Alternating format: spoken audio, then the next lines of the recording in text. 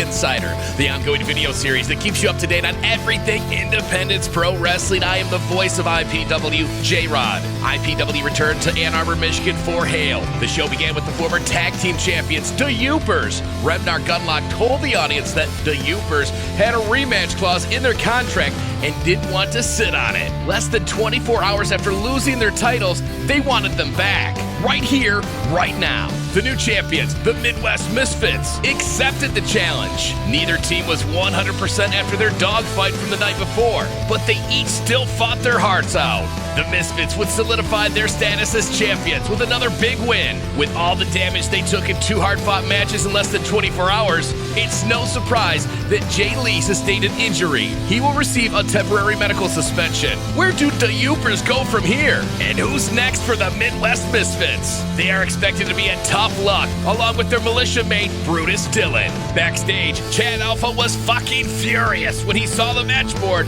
and that he still wasn't getting his rematch with Jumal Kyng. Jimmy Shalwin took a peek at the board as well, and his face turned white when he saw Max Morrison and Mondo were scheduled against each other. Hype immediately started searching for someone in management in hopes to get the match canceled so he could buy some more time to try to get these guys to squash their beef. Carter Kaufman looked to get her first win at IPW, but she would be taking on a surprise IPW debutante, lovely Miss Larkin. Larkin's arrival wasn't advertised as her contract was literally signed 2 hours before the match, but she is, without a doubt, the hottest new signee to the IPW women's division. Larkin is a complete psychopath, and Kaufman seemed to have no answer for it, caught off guard with the wild and unorthodox offense. A huge headlock driver sealed the deal, and lovely Miss Larkin makes good on her IPW debut. I can't wait to see what's next for her. Black Excellence members Jackson Stone, LaDon Sanders, Chris Moore, Elijah Eros, and the infamous Jumal Kyng made their way to ringside. Jumal Kyng sat out the last two events and wasn't too pleased with what happened in his absence. Kyng was irritated to find out that Dragon Jones wasn't in attendance, even though he got injured the night before by TVA. Kyng announced that he and Stone talked out their issues from high stakes. Kyng dressed down Chris Moore for losing to Big Jorge, embarrassing him in front of the Ann Arbor crowd. And Kyng was absolutely appalled that Elijah Eros was standing in the ring with them wearing a Black Excellence t-shirt. Eros didn't back down though, arguing that he was Black Excellence and he belonged there with them, and proved it at Anarchy when he teamed with LaDon Sanders and Dragon Jones. Kyng entertained the idea, offering Elijah the opportunity to team with him against the #1 contender, Anderson Knight, and an opponent of Knight's choosing later on in the evening. Thus disappointed Chris Moore, who was supposed to be Kyng's partner. Before leaving, Kyng made sure that everyone was on good terms, and it appeared all was well in Black Excellence. A gauntlet match took place next. 11 guys would eliminate each other one by one until only one remained. That guy would then challenge LaDon Sanders for the IPW Cyber Championship immediately after. The Mondo would only have 10 seconds to prepare to challenge LaDon Sanders. The adrenaline dump was too much. Sanders successfully disposed of DeMano. Who knows what would have happened if Sanders gave DeMano ample time to prepare. Sanders would be watching our next match closely as his former tag team partner, Marco Modello, who made it known that he is gunning for Sanders, took on world beater Eric Surge. Before the event, Surge tried to punk LaDon Sanders, and if it weren't for Jackson Stone intervening, Surge would have stolen Sanders' belt. Both men wanted the win and to move closer to a shot at gold, but it looked like Eric Surge had too much horsepower for Modello. In a miraculous turn of events, Modello pulled a small package out of nowhere to get the huge upset victory. Eric Surge, stunned, made a scene on his way to the back, which offered enough distraction that LaDon Sanders came to the ring and knocked Modello the fuck out with the cheek clapper and stood over his unconscious body, posing with the Cyber Championship above his head. Modello has done enough, and Sanders has finally agreed. The match has been made official for March 16 at Tough Luck, who will leave Grand Rapids our IPW Cyber Champion. The Bonebreaker Nate Cobain took on Michiana champion, the Suplex Shogun, Jackson Stone of Black Excellence, in a thriller of a match and nearly dethroned the champion if it weren't for interference from Chris Moore. During their celebration, TVA snuck in behind Moore and Stone, this time with a microphone. Jackson Stone was ready to fight, but Chris Moore held him back when TVA said he had a message for Moore. TVA reminded everyone that less than a year ago, Chris Moore suffered a life-threatening injury in the ring. TVA then read off several dates states that TVA had sent messages to Chris Moore checking on him. TVA said that he and Moore weren't even friends, and TVA still checked on him, then asked if anybody in Black Excellence checked on him even once. Moore stood quiet, and Ben Avery then departed, looking into the camera on his way out, mouthing, "That's 3 down." The Art of War states, the best general never fires a shot. We would see the ramifications play out in the very next match. Jumal Kyng and Elijah Eros came out for tag team action against the #1 contender, Anderson Knight, and a partner of his choosing. Knight came alone, saying he didn't want a partner and didn't need a partner. Just before the bell rang, Chris Moore's music hit the speakers. Moore got in the ring and confronted Black Excellence. None of them checked on Moore when he was laid up in the hospital. The only time Kyng reached out to Moore is when Kyng needed something. Chris Moore looked to Anderson Knight and said, quote, "You may not want a partner, you may not need a partner, but you've got one." Then took his Black Excellence shirt off and threw it right in Jumal Kyng's face. TVA's plan worked like a charm, and Chris Moore joined Anderson Knight. This absolute powerhouse of a team cut through Elijah Eros and Jumal Kyng like a hot knife through butter. Anderson Knight decapitated Kyng with the Nightfall, and then snatched Kyng up in the Nightcap submission, making a huge statement by becoming the first man in IPW history to submit Jumal Kyng. What a win! And when Jumal Kyng looks back at the replay to see that Elijah Eros could have made the save, but played dead to avoid running into Chris Moore, it may be one more guy out of Black Excellence. Jumal Kyng will have to regroup quickly as he defends his IPW Championship against the man who just made him tap out at Tough Luck. Chris Moore has told Knight that he will have Knight's back if Black Excellence tries to get involved. All signs point to a new champion at Tough Luck. Be there to find out. Despite his efforts, Jimmy Shalwin could not get management to cancel the match between Mondo and Max Morrison. Everyone knew that this thing would be much less of a match and more of a fight. And that's exactly what it was. The moment referee Mel tried to get between Max and Mondo, he got clobbered. Referee Dave immediately came to the ring to throw this thing out, but he couldn't get Max and Mondo to break it up. That's when Shalwin came to ringside and finally got the two to stop. Mondo and Max have both been demanding that Jimmy Shalwin pick between them. Shalwin may not be ready to accept it, but 3-hearted is over. The final nail in the coffin will be hammered in on March 16th at Tough Luck when Max Morrison and Mondo have their rematch. And in a surprising turn of events, head referee Chris Young has asked that Jimmy Shalwin be named the special guest referee. So after it became apparent I could not stop Max and Mondo from having their match, it became pretty quickly apparent I couldn't stop that rematch from happening either, so I had to get out of the state. I had to head down to Florida for a little while. And I got the call from the IPW officials to see if I would referee their match here at Tough Luck. And after thinking about it, yeah, I had to come back to do that. Because, hey guys, I understand you got to get it out of your system. This fight's going to happen. And I want to be the one to be there to make sure you get it out of your system, but it doesn't go too far, okay? And afterwards, guys, once you've settled it, we can go to the bar and have a beer. I can fix it, guys. See you Sunday. Just before the next match, Ominous Ramirez snuck up on Big Jorge and told Jorge that he may want to do everything on his own here, but he doesn't have to. Evidently, a soft invitation to join the Midwest Militia.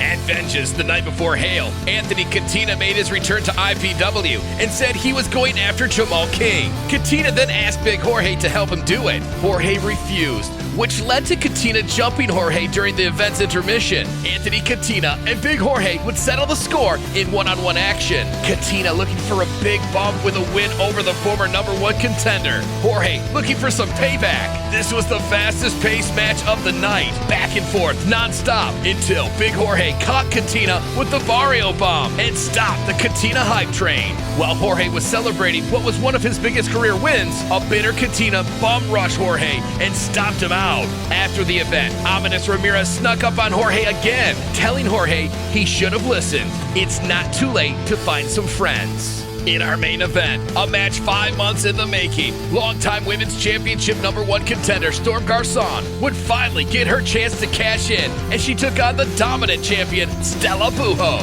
As formal introductions concluded, and just before the referee could ring the bell, Josh Raymond interrupted. The only time we've seen Josh Raymond since getting his ass whipped by TVA at Cold War is when he tried to slime all over Garçon at Rumble, offering to help her win the title. Raymond told Garçon that she's good, but she's no match for Stella Buho. But with Raymond's guidance, Garçon could be a champion. Garçon once again declined the offer, and Raymond told her she would regret it. Stella Buho took advantage of the distraction and immediately went to work on Garçon. Raymond joined Jam in the commentary booth and made remark after remark about Garçon's potential, but it was completely wasted because she is, quote, a dumb bitch. I wouldn't want a mentor who talked about me like that either. But inside the ring, these ladies were going to war. Storm Garçon absolutely rose to the occasion in this match, and after locking in a crossface, was moments away from submitting Buho to become the new IPW Women's Champion. Just then, Josh Raymond leapt into the ring and violently attacked Garçon, prompting a disqualification.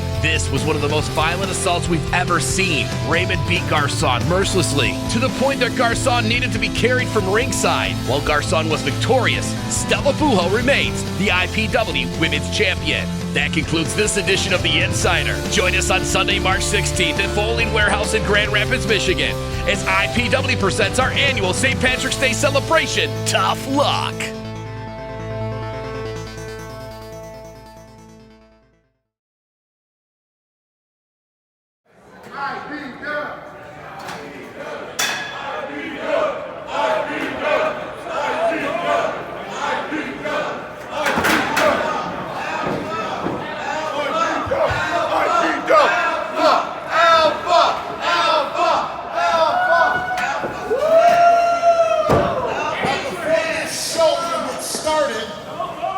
Let me take up more complaints with the management here at IPW.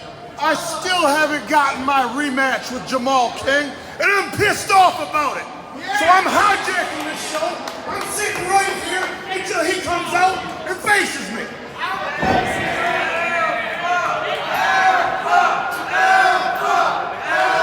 Come on out, Jumal.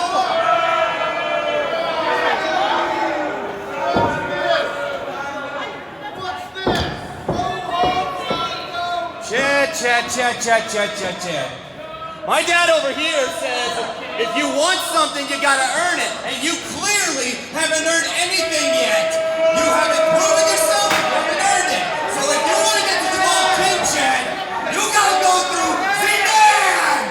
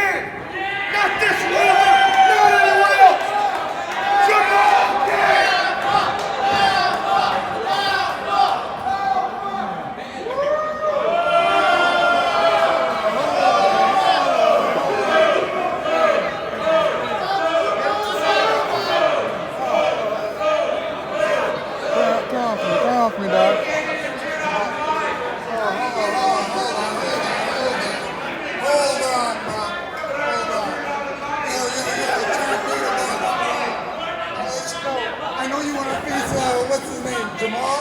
I want Jumal! Jumal's another dude. You gotta know I'm better than him, man.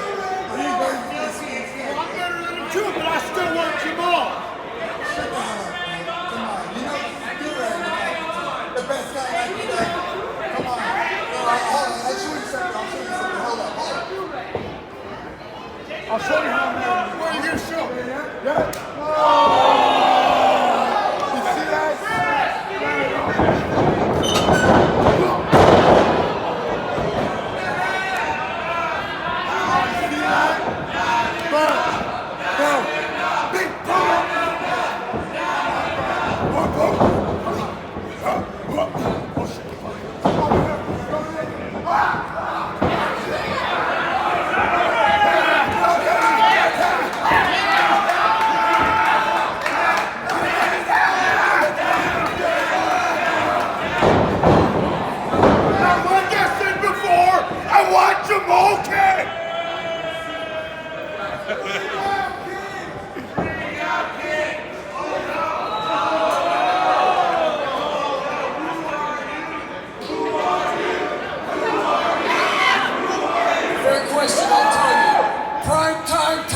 time has arrived in IPW. I'm very excited to see you. It's okay.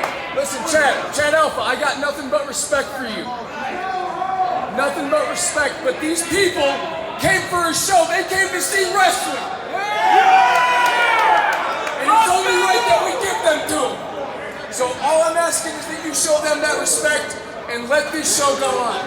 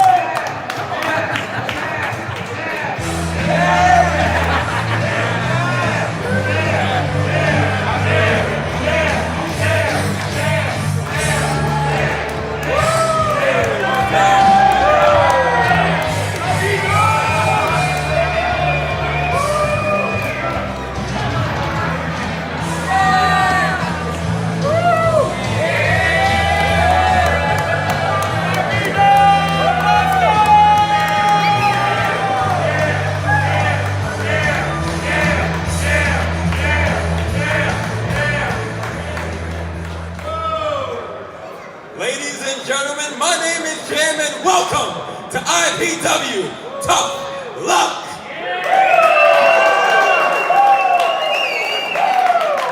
Now we've got some great matches lined up for you here tonight, including the IPW champion LaDon Sanders versus Modello. We've got Stella Buho defending the IPW Women's Championship against Josh Raymond. And just signed, the IPW Michiana Champion Jackson Stone will defend the title against Big Jorge. And in your main event, the IPW Champion Jumal Kyng will defend the title against Anderson Knight. Are you ready? And the following contest is scheduled for one fall. Introducing first.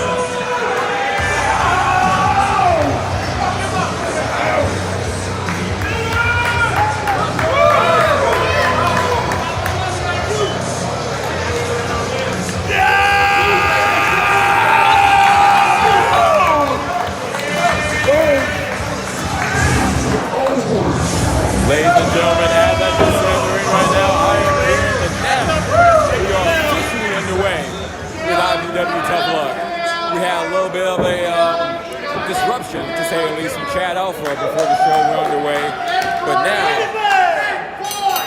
as you can hear, the bell just sounded off, and we are underway with our first match. Brutus Dillon versus Dragon Jones. Dillon, this is his first match back in IPW in quite some time.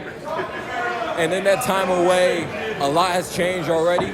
Namely, his Midwest misfits, his colleagues, if you will, in the Midwest militia have become the IPW Tag Team Champions. And now, after defeating the Universe, Brutus Dillon tries to make a unfortunate with a win on his own. But Dragon Jones is going to give him an easy series of kicks to start from Dragon Jones. Coming back to IPW himself, following an injury at the hands of Terry Van Avery. In Terry Van Avery's pursuit to destroy Black Excellence, he took out Dragon Jones when it seemed like he was even considering joining Black Excellence. We still don't know the status on that per se, but I think it's safe to say that after taking a beating from TVA, Dragon Jones will think twice before even being seen with any of the members of Black Excellence. But Jumal Kyng, from our last show, he seemed to be keen on LaDon being Dragon Jones, and as he was very upset that he brought in Elijah Arrows instead of Dragon Jones. But speaking of Dragon Jones, he's not having the easiest start. Flipping blow to the back by Brutus Dillon. Brutus Dillon stalking Jones like a prairie hunter's prey. Right now, this is a mountain lion checking out a gazelle right now as he just carries him like a baby in his arms. Slams him to the ground. I hope he didn't do that to babies, but 1, 2, kick out. Barely a kick out. As you can see, Dragon Jones is still a little worse for wear following this injury.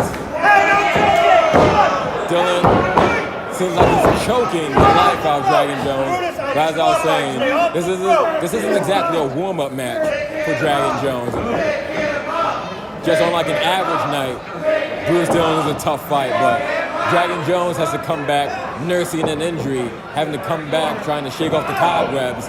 But again, Brutus Dillon is not going to make that easy on Dragon Jones. Seeing that easy on his chest as he lights him up. Now, Brutus Dillon is one of the hardest choppers in all of IPW. Ironically, I think his chops the only man that his chops rival is that of Chad Alpha, the aforementioned Chad Alpha. Who, after being sent to the back from Himes, we'll have to get an update on that. They could still be brawling for all I know. I've been out here the whole time, but we will give you an update on that. So oh, what a BL toss from Brutus Dillon. A little bit of a mixed reaction for Brutus Dillon. It often is. You may not like just how bad he inflicts punishment, especially when he's choking his opponents like that, but it's hard not to be in awe.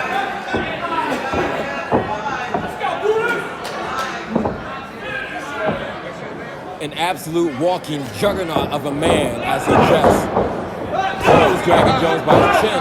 Dragon Jones still trying to fight back, but he's still outweighed by Dillon by about 200 pounds. Dillon is eating all of that. Dustin Clothesline, leaving for it. Brutus Dillon catches him with a strap buster, if you will. 4 on the chest for a 2 count. Those for another player talking about crushing the sternum of one Dragon Jones.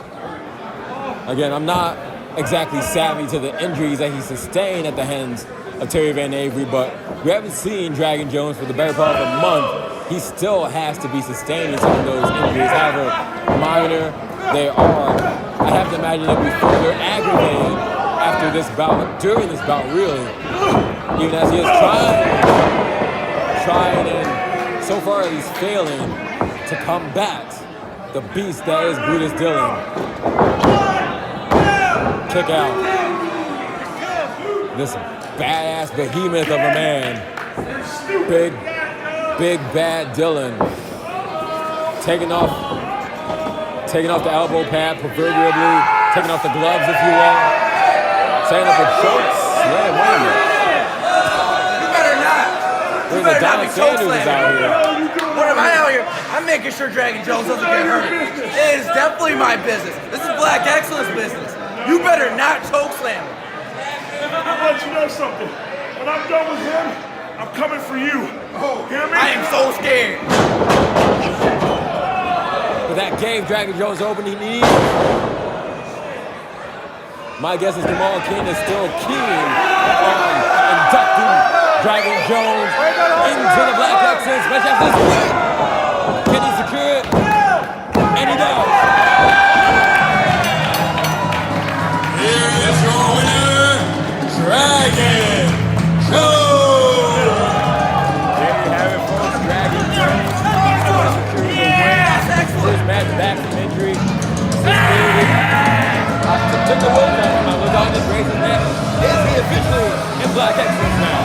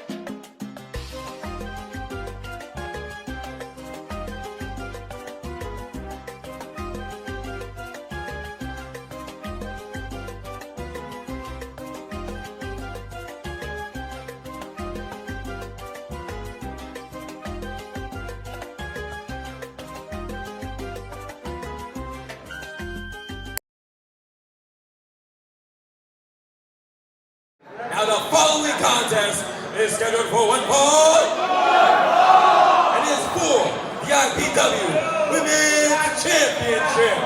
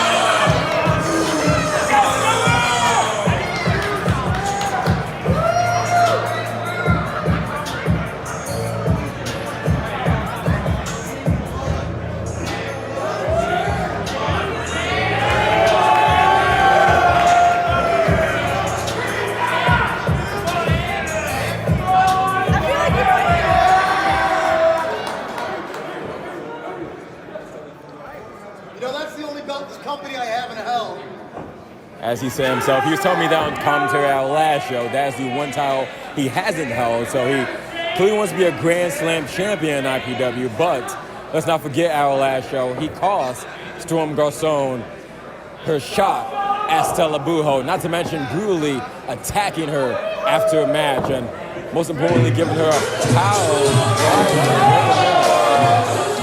I thought she was so injured. There's no way. There's no way. I heard she had some of the minor concussion as a result of that live hour, but Storm Garcon, she's back. And clearly, she is not happy with the champion or the challenges. Honestly, quite frankly, this is ridiculous. This is ridiculous. Josh, what are you even doing out here?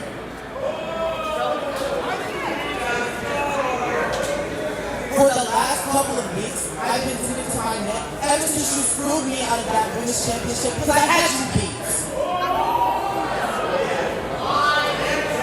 And if you think, if I'm standing here as long as there's breath in my body, that I'm not going to come out here and call my shot for that women's championship, you are sorely mistaken. So I don't want to hear nothing else. I came to throw hands. I'm about to beat your ass, and I'm about to beat your ass. Ring the bell, let's go. Oh, is this turning into a triple threat now?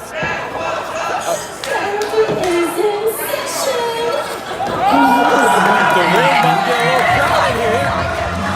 The woman who debuted our last show. Welcome, Miss Larkin. Unorthodox Miss Larkin. Oh my God. I think Miss Larkin is my friend.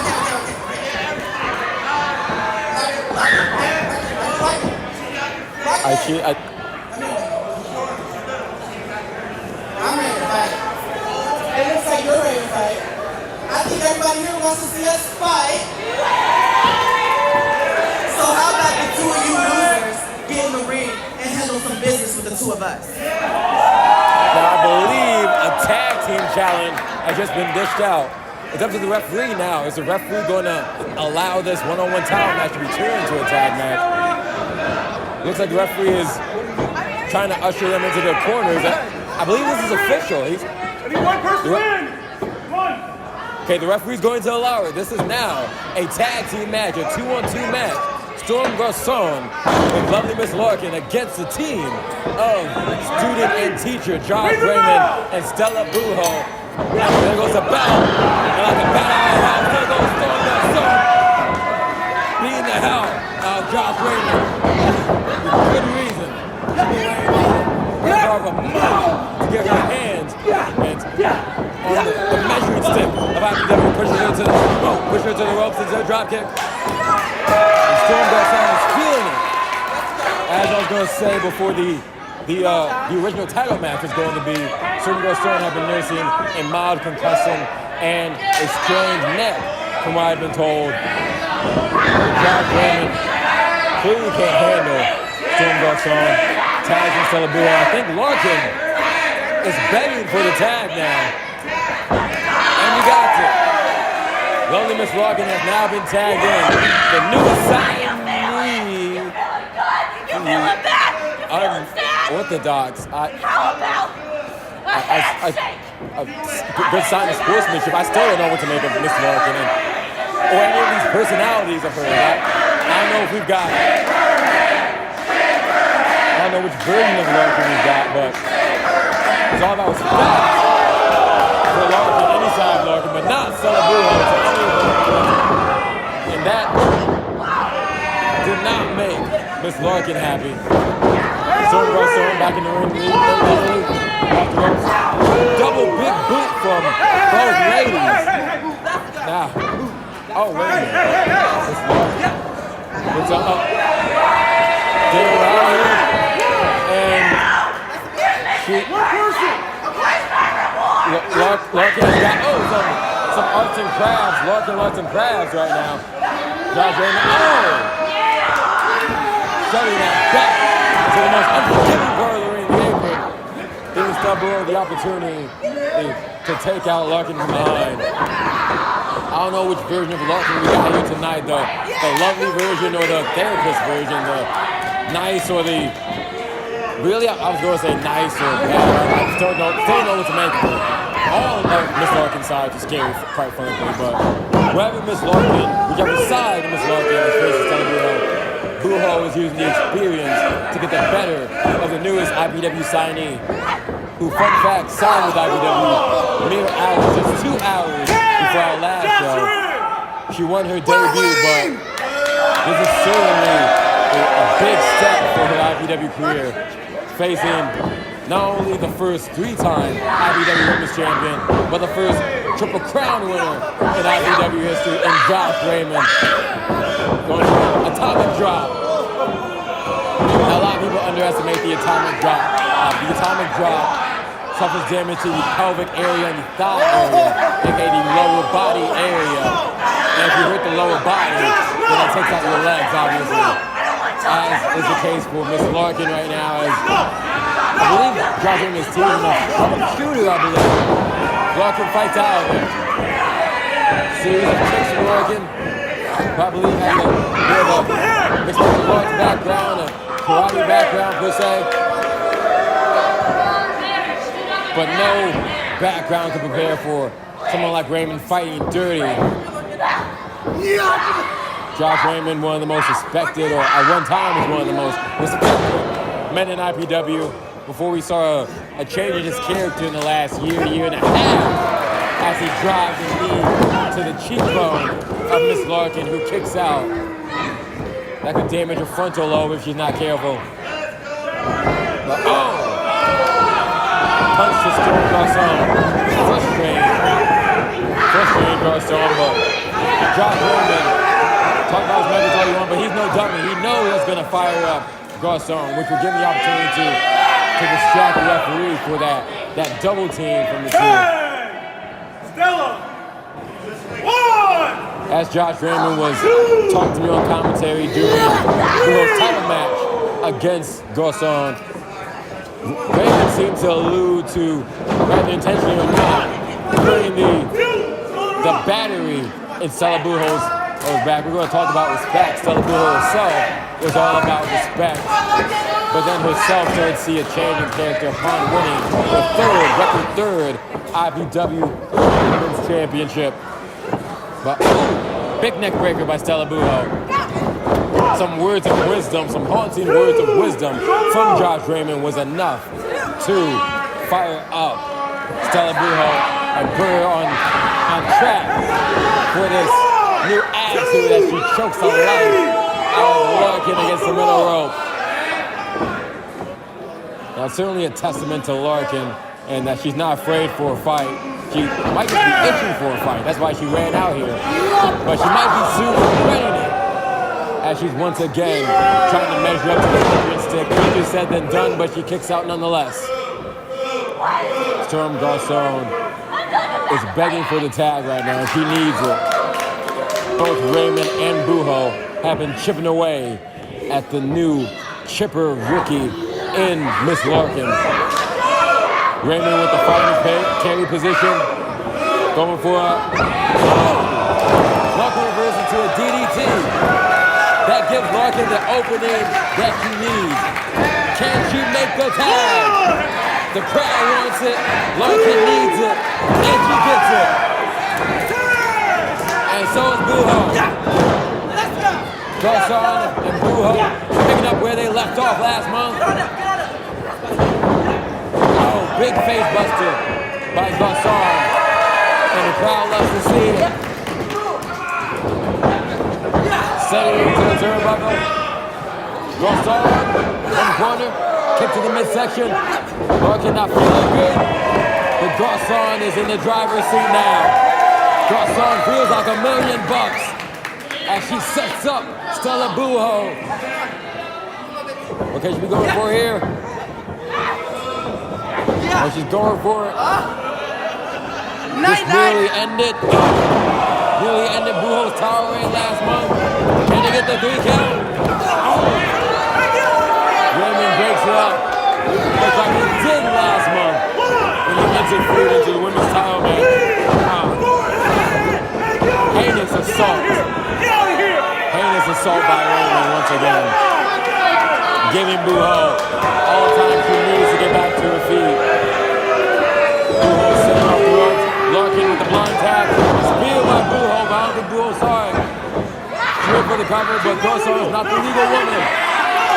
She needs to turn around to see who is legal. Firing off the middle, Luke Dash off the middle rope. Firing off series of punches by Larkin. Larkin up. I think he just going for that headlock driver. Oh, went for the love bomb. Gets pushed away. Salabuho with the jacks her head first to the ground, pulling her by her hair. Going for that headlock deed. No. But she gets it. The love bomb. The love bomb on the champion. Goes on, take that away. And she pins the champion.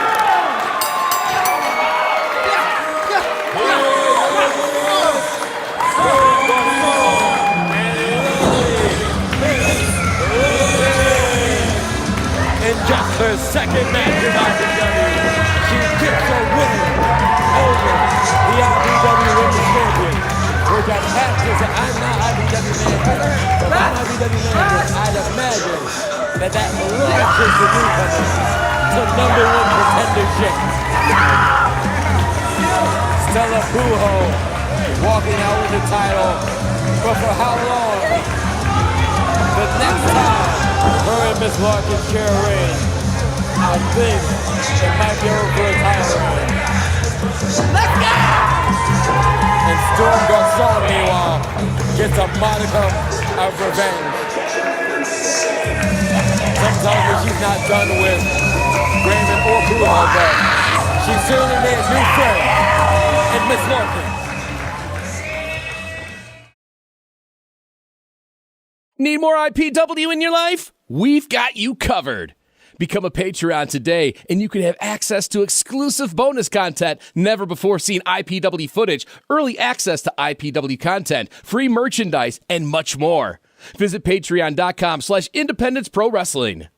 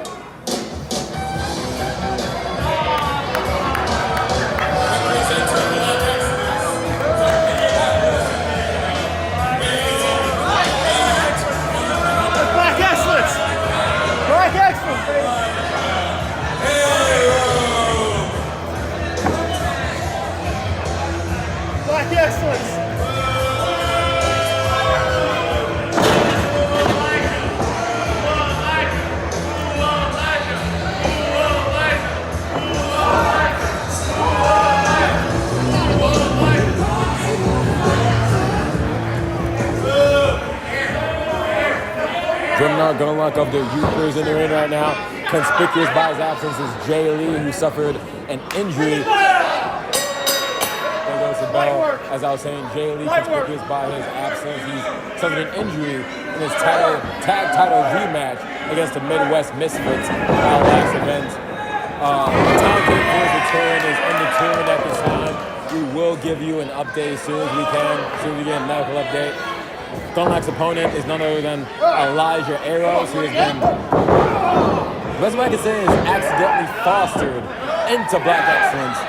LaDon Sanders was trying to induct Dragon Jones, seems to still be trying to induct Dragon Jones into Black Excellence, but he accidentally seemed to recruit Elijah Eros much to the dismay of the IPW champion, Jumal Kyng, as he clearly walks to a brick wall in the form of the much bigger Grumnar Gunlock, but he plays it smart, goes to the knee.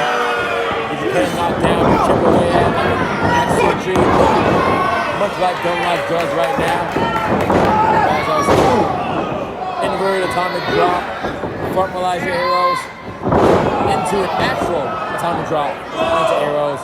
As I said, ooh, big punch to the face onto arrows, but arrows, as much as Kyng was unhappy with arrows being in Black Excellence, he figured that he could make use of arrows to cover the suplex, beautiful bridge bananas to the cover. Kyng thought that he could take advantage of having arrows on board, but as he looked to face former Black Excellence member Chris Moore alongside the #1 contender, Anderson Knight. As Knight had in the nightcap during their tag team match, Elijah Arrows, I'm not sure if Kyng noticed it, but Elijah Arrows had ample time to break up the submission, but Arrows, out of fear perhaps, he thought twice about getting into that ring. If Kyng looked at the cameras and saw that, looked back at the fridge and saw that, he definitely would not be happy. So Arrows must hope that Kyng is not wiser, but if he's still a member of Black Excellence, I believe he has the shirt turned into a crop top. He must still be in, so he must hope that Jumal Kyng doesn't catch the replay as he just rocks Grumnar Gunlock in the face. Speaking of the crop top, takes off the crop top to expose his chisel body. Gift from the gods, answer from the gods, as he likes to call himself. The answer of IPW, enjoying one of the most effective rookie years I've seen in IPW since I've become a part of IPW. Very early into his IPW career, he became the winner of the IPW Rumble a few months ago and nearly beat the aforementioned Knight for the Michiana Championship. Perhaps because he was looking to win it from winning the Rumble earlier in the night as he takes him out with an STL. Followed by a flashy elbow drop. But no dice. He could not get the title from Anderson Knight. That honor would go to Jackson Stone, who will be defending the title later tonight. But for now, Elijah Arrows continues to earn his stripes. Speaking of earning stripes, one has to wonder if he and the rest of Black Excellence will continue to be a factor in Jumal Kyng's matches. Super kick to Gunlock. He's certainly going to need the help as he faces Knight tonight. Kick out by Gunlock. Our main event tonight still to come. Jumal Kyng defending the IPW Championship against Anderson Knight. Anderson Knight, who, as I said, beat Jumal Kyng in their tag team match last year with the nightcap, becoming the first man to ever tap out Jumal Kyng in IPW history. He repeats history here tonight. We might have ourselves a new champion, but first, can Gunlock get the barrier of heroes? Continues to clobber the Black Excellence member. Backs him up into the corner. Going for a Northern line. Does not go for the pin. But he's still shaking off the cobwebs. Arrows has been working on him for the better part of a few minutes. Oh, we've seen him in matches with this. Can he turn him over? Yes! The sharpshooter. Sharpshooter is locked in. But he gets to the ropes. Elijah Arrows, that wise ring awareness, wise beyond his years. He is nonetheless pummeled to the point that Gunlock seems to be struggling to get back on his feet to set him up for a pump handle. Arrows is fighting for it, fighting out of it. Nobody gets it, but Arrows, I believe he landed on his feet. He did, he landed on his feet. A little bit of deja vu, using the same maneuver that Gunlock outsmarted him with to open the mat. Discus punch. Is that it? And it is. Here's your winner, Elijah Arrows. Well, Black Excellence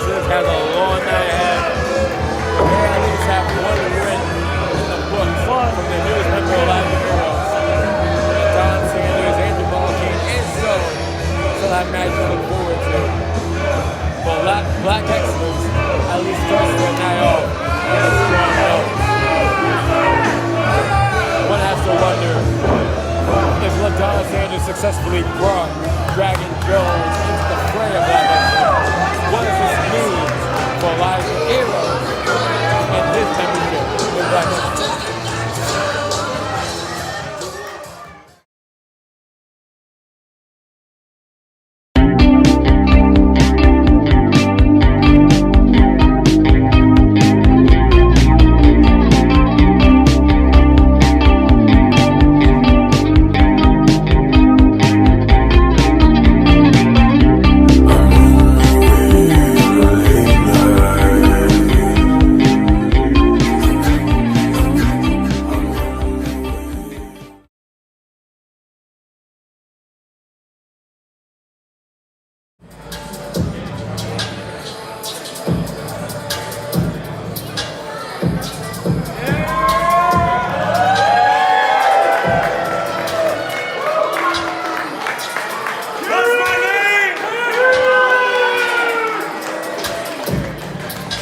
Black Excellence.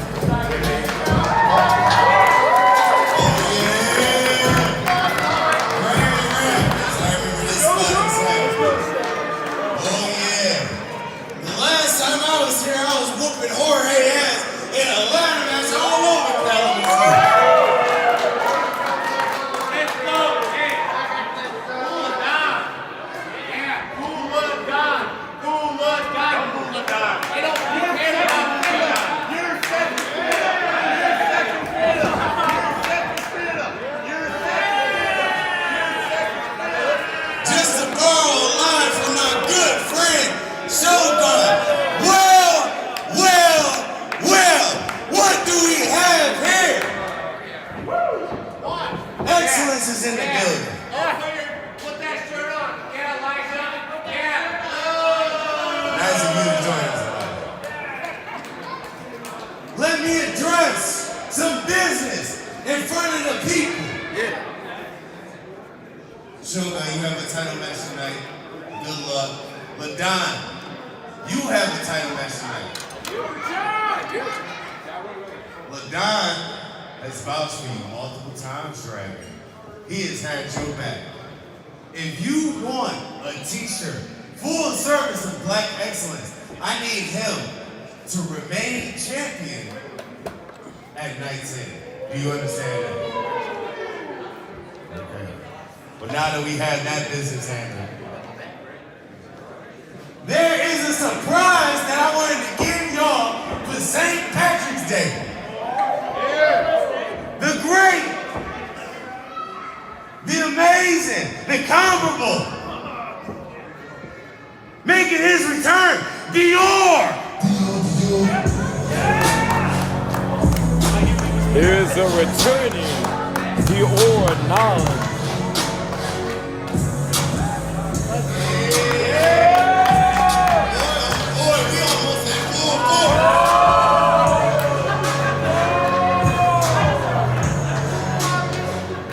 Miraculously, he is back ahead of schedule. Welcome back, Dior. I'm feeling so good. You know, I was feeling bad after that chunk Chris Moore turned on us in Ann Arbor and tagged with Anderson Knight. Speaking of Anderson Knight, since I'm in a good mood, since I got all my people, and including Elijah,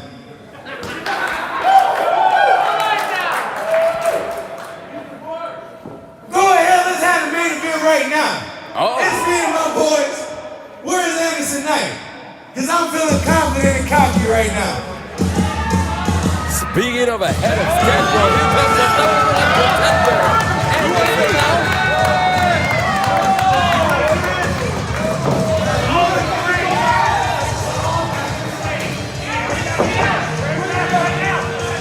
I think Knight is in the belt. What do you mean get out, man? Let's go. It looks like the referee is going to enforce. Hey, actually, whoa. As a matter of fact, I was just joking. They don't have to. Yo, guys, just stay outside. Let me talk to Chris. I'm not trying to have this match. Let's go. I'm not trying to have this match. Wait a minute, he's already reneging on. Here's what I do, though. Here's what I do.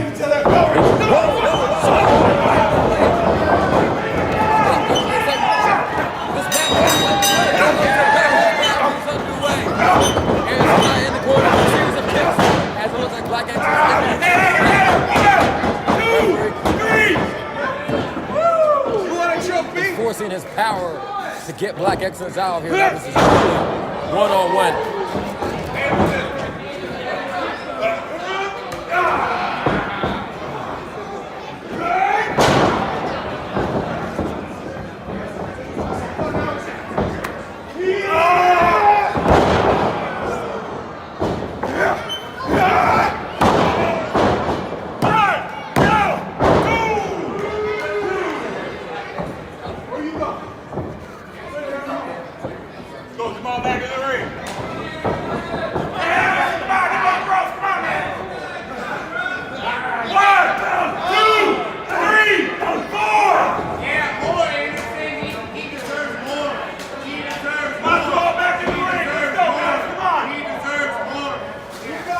Kyng is, getting clobbered. Big blow to the back. Jumal Kyng getting his back blown out by Instant. Getting his back blown out once again. And I don't think Jumal Kyng can handle it. Blow to the front now. That's getting his front blown out.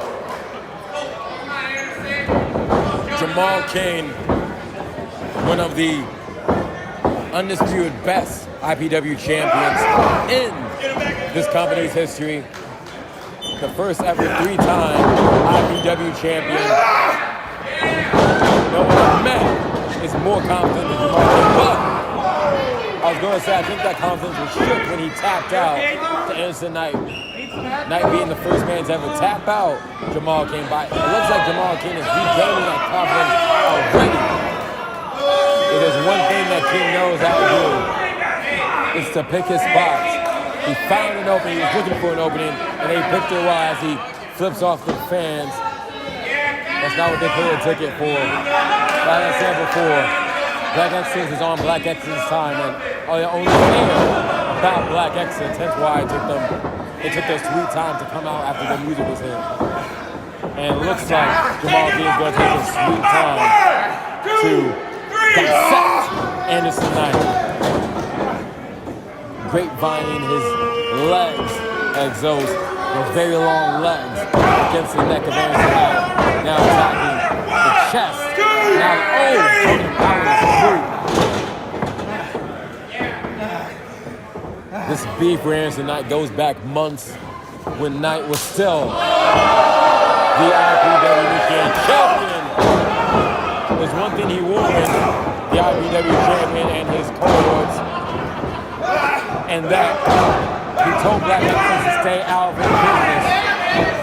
When it became clear that Black Excellence could not shoot out of the Michiana Champion's business, Anderson Knight became a one-man Black Excellence hunter.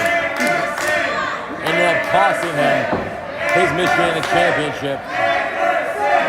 And then, rather than just target Black Excellence, Anderson Knight started to target Jumal Kyng. Kyng was the reason that he lost his Michiana Championship to Shogun Jackson Stone. So, eye for an eye, as he just jams his eye into the ring post right there. Anderson Knight wants to be the reason that Jumal Kyng is no longer the IPW champion. But, Jumal Kyng is going to make it a long night for Knight as he just hits a double axe handle at the top rope. Jamal Kyng claiming this to be easy work. Very proud of the little bit of a cult following that Black Excellence has. Seems to have won over as much as Black Excellence and doesn't seem happy with the majority of fans. They do love their fans, as few and far between as they are, as he sends number one contender back into the ring. Anderson Knight clearly feeling the effects of that onslaught by Jumal Kyng. Not enough to stop him from kicking out, of course. But Knight still has a long way to get back into this. Even without Black Excellence, Jumal Kyng is a former has been IPW champion 3 times for so many months of counting. Currently having the most consecutive collective cumulative days as champion combined with all his reigns. And he wants to extend that reign right now Anderson Knight ducks it. Oh, it's going for hits it. Hit the knife ball. But he's too winded. He can't make the cover. And almost instinctually, I think Kyng purposely rolled to the outside. Now, if this was a Falls Count Anywhere match, I think Anderson Knight would still be the champion, but it is not. He needs to get Kyng into the middle of the ring. But he's pulling dead weight right now. Now he's trying to break down that weight as he tries to get the champion back into the ring. Now he needs to be cognizant of the ring count right now. I was going to say at 10 count. You can't win at 10 count. Ooh! Chipping away at those tree trunks for guys. Try and knock down the knee. You take down the knee, you take down the legs, you take out a lot of offense from Anderson Knight. I think what Jumal Kyng is taking especially is that if you take out the legs, you take out that nightcap. Anderson Knight needs to be on his feet to get his arms around Jumal Kyng for that full Nelson lock that submitted Kyng not too long ago. But he can't do it on one knee. So Jumal Kyng is going to neutralize perhaps the best asset in the Juggernaut arsenal. Oh, but he's fighting back. Series of clotheslines.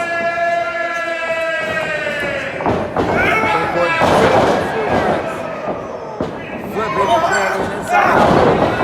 Followed by a knee to the temple. For a near fall. Very close, very close. It looks like he's going to set up Buster. And he plants him down with authority. I think he's going to go for a second nightfall right now. But does he have the leg power to charge at Jumal Kyng? He sure as hell is going to try. He's got it set up. Left and loaded. Can he fire the shot? That could end the title.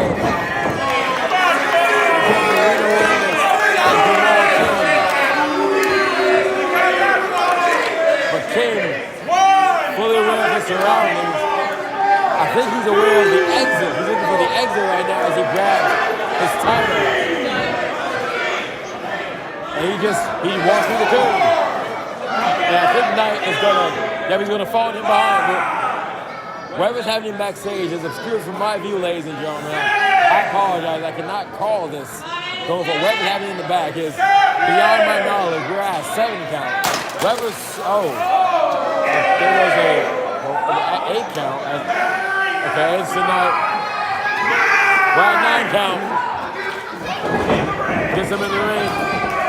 Man before 10 count, but he's got the title. Anderson Knight, this is not a no disqualification. If he hits this on Kyng, the match is over. He might knock out Kyng, get his revenge. What does he want more, the revenge or the title? And I think he just chose the title. Climbed into the middle of it. Landed head first. Spear by Kyng.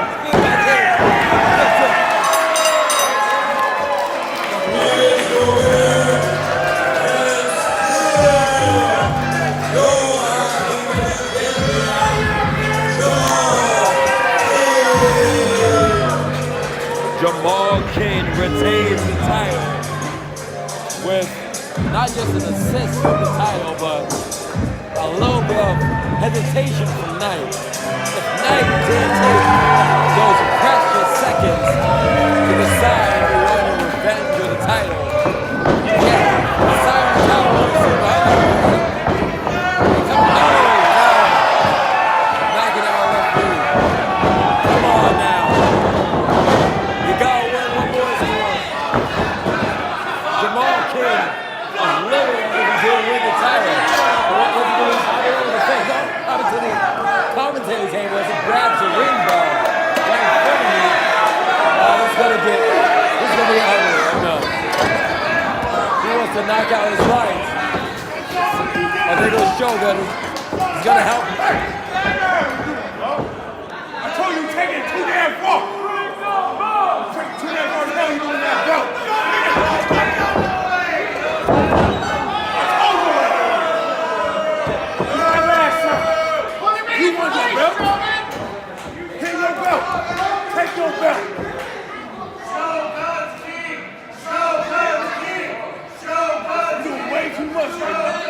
way too much. You do way too much. You calm that down, all right? You won the match. Good job. You need to take your ass to the back now. All right? All right? All right? Hey. We good? Hey. We good? All right? We good? You good. You good.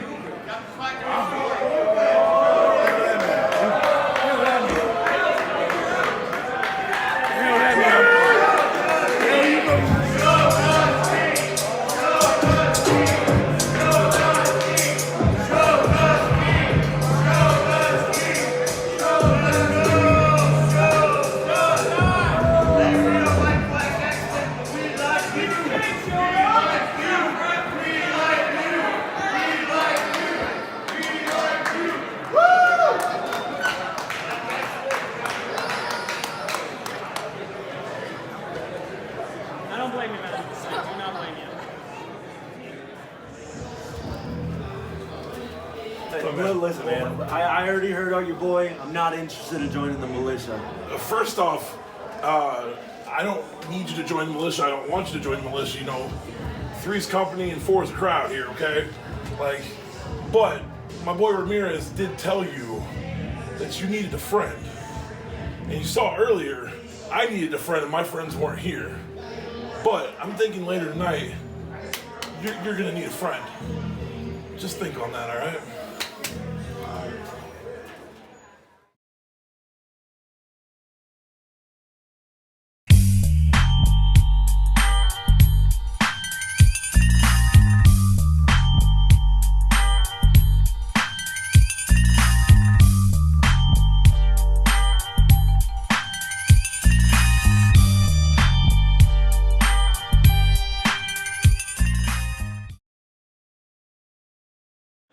The following contest is scheduled for one fall.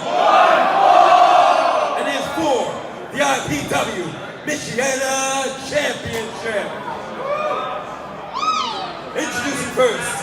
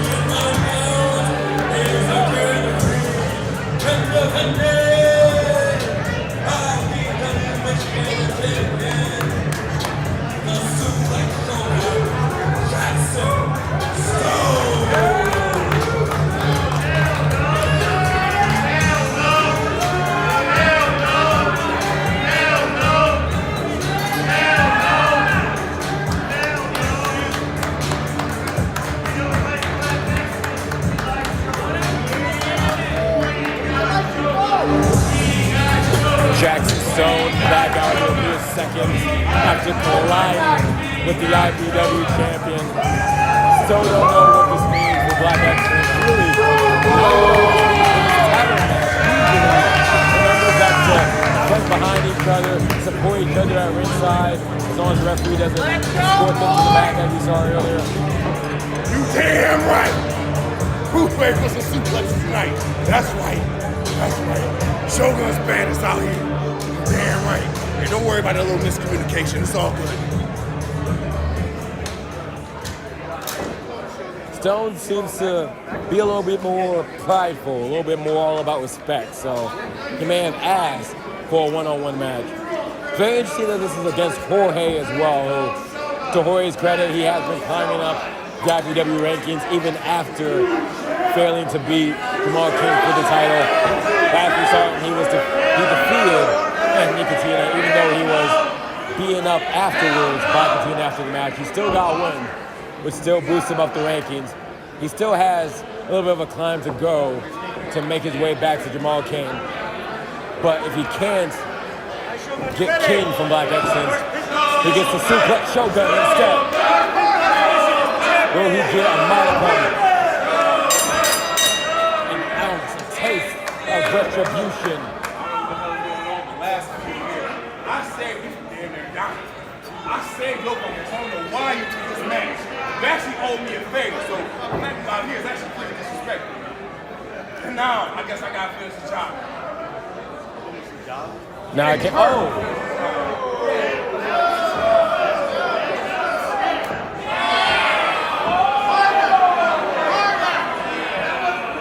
Exchanging smushes to the face, slaps to the face, series of punches. Jorge unleashing his fury from Black Excellence, fury from Nicotina, dishing out on Jackson Stone. Series of strikes onto Stone, but Stone does not shake. He does not leave his feet as he pulls Jorge on top. Full back suplex, the first of many suplexes from the show. The Minute Maid Mastodon is on fire right now. It's been a long day.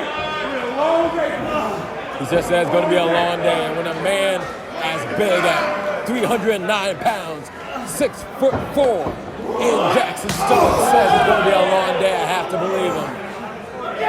He has been an absolute monster since not only joining Black Excellence, but joining IPW in general.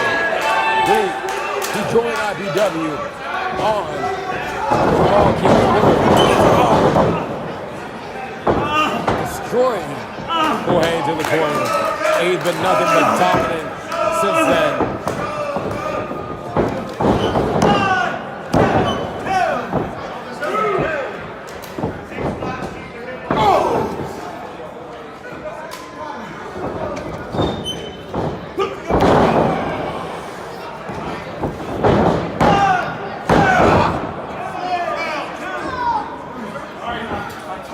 If not for Stone, Jumal Kyng would probably ended Jorge's career. But Stone, much like tonight, he told Kyng at high stakes, you're going too far. This isn't necessary.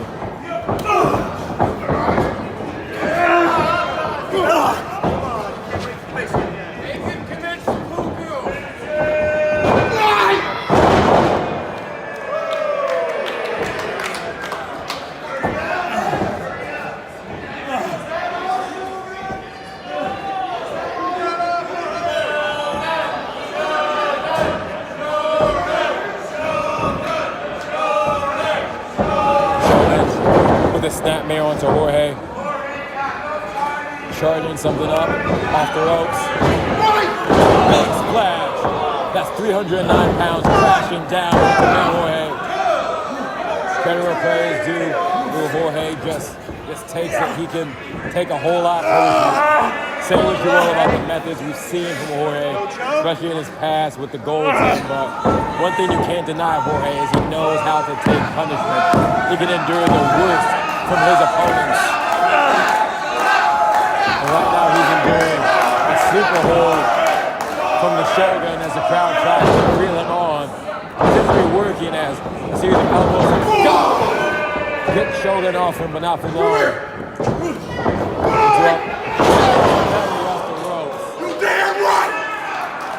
Shogun, rightfully proud of himself.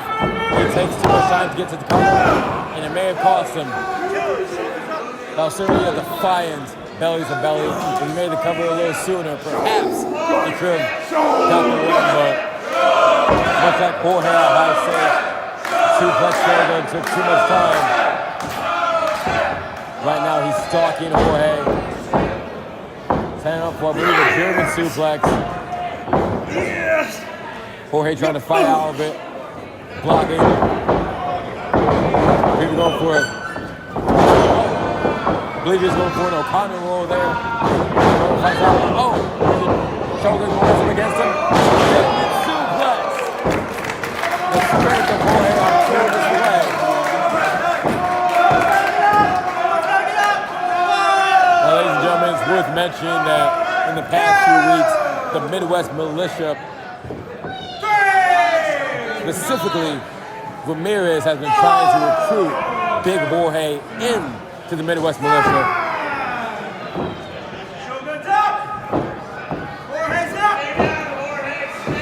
And before we were on the air, from what I understand, Jorge was confronted by the leader of Midwest Militia, Bruce Dillon, who actually corrected Ramirez's offer, saying that he can't join the militia, but Jorge can be friends with the militia. Now, I don't know if Jorge wants to be friends, but he wants the Michiana Championship. Jorge, a long way from his time to the Titans and the gold team. He wants to play things solo now. Oh! Big kick out. Big knee fall from Shogun. As we saw with Jorge, when Katina tried to realign reunite with Jorge earlier this month, Jorge just wants to be his own man, and it seems like he's even the same song and dance the Midwest Militia. Right now, if he wins the Michiana Championship, looks like he will be validated in his efforts to play things alone. Ooh. The ass shoulder Sanders is going to give Jorge a long night. Series of strikes, series of clotheslines against the rope. Gonna go for his last opponent. It's caught by a kick. Ooh, blocks the clothesline. Overhead T-bone suplex by the suplex shoulder. I haven't been counting out how many suplexes Jorge has endured, but he kicks out one more. Shoulders up, but just barely. As I said before, Jorge knows how to endure punishment for how long. How long can he endure the massive melee of the suplex shoulder? Ducks the splash. Buster. He just says he's done. And he's been finishing matches with the bomb lately. Could he be saying it up? Oh, wait a minute. Here comes Black Excellence. Arrows, Nollins, Sanders, and wait. The Midwest Militia. He's taking out Black Excellence. A little bit of gang warfare at ringside right now. All hell is broken loose. Champion challenge. Still going at it in the ring. I think Jorge was just as confused as I am right now. That confusion that cost him. Splash off the middle rope. Oh, but Shogun's not done here. He wants to put an exclamation point onto Jorge. Referee got Jumal Kyng gets hit. Shogun with the title on. I don't know what his intention is. He made one for Jorge. Jorge sidestepped at the last second. He's got him on his shoulders. Can he land it? Come on. Keyman just cost him the title he does.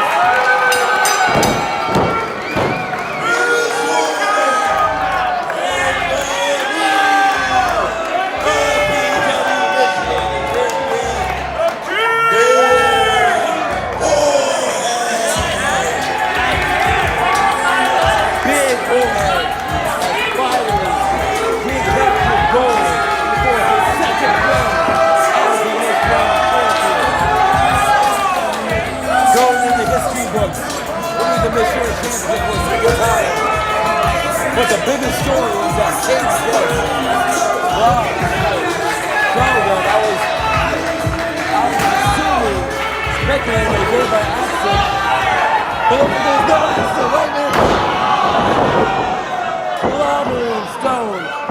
chair, making it clear that that was no accident, and making it clear that Shalwin is out of Black Excellence. Oh, it might be out of IPW too. Oh, come on now. Several chair shots in the sternum. That can take out a lung if you're not careful. Another collision to the back. Dismantling the suplex choke. Oh no. Oh no. Oh no. Oh no, no. Oh, we've seen this too many times. No. He wants to send him out. No. Oh my goodness. Wedging the chair into the leg. Wedging the leg into the chair, excuse me. If we take people out, you wouldn't have lost your title, now wouldn't you? Huh? Jumal Kyng was the reason why Shogun won the Michiana Championship, and now he's the reason he lost the Michiana Championship, and now he might be the reason why Shogun would need to be stretchered out of IPW. I know he's not done here. Oh, come on. He needs security. He needs security. Oh!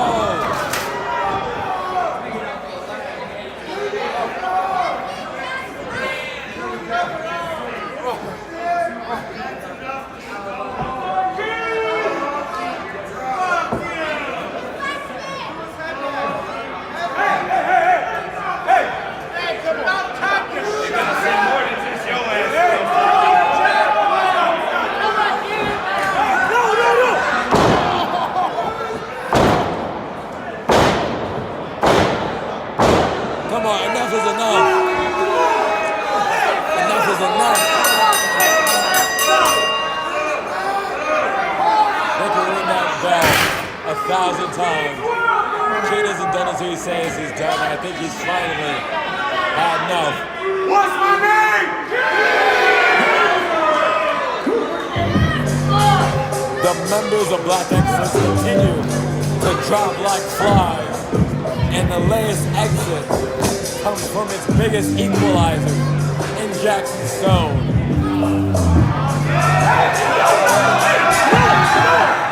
Wait, he's not done. Oh no. Come on, man. Enough is enough.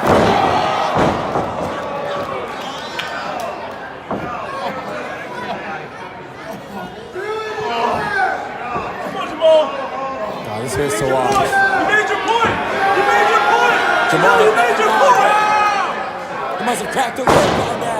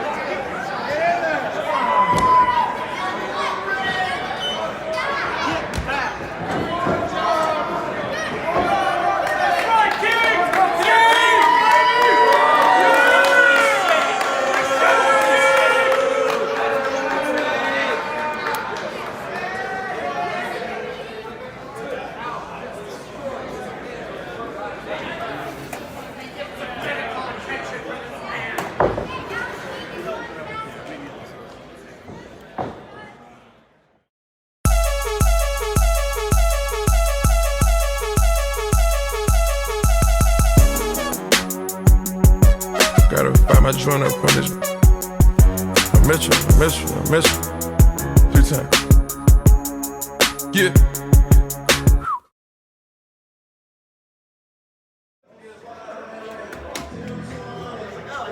Yo, hey, real quick. I've been looking for you everywhere, man. Where's Shogun? Elijah, don't worry about Shogun. He not a problem no more. He good. Listen. I know you've been wanting to be in Black Excellence a lot. You know what I mean? And if you really want to do that, I just need you to do that one thing for me. Yeah, but anything. Now, at this moment, we were supposed to have a match tonight between Idris Wolf and Julius Iscariot. For those of you who came in early, you may have heard the commotion backstage. Julius tried to attack Wolf again, but this time, Wolf was ready for it. And they decided to have that match right then and there.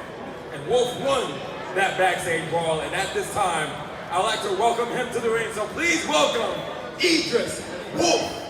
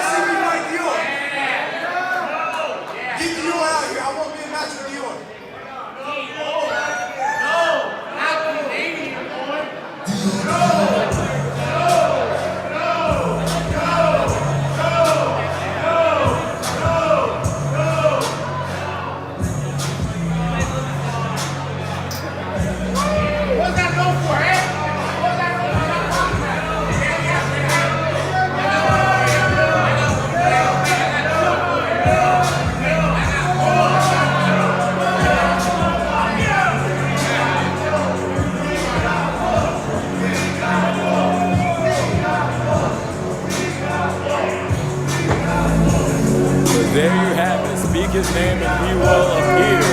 First night back, and he's already had his first match back in IPW.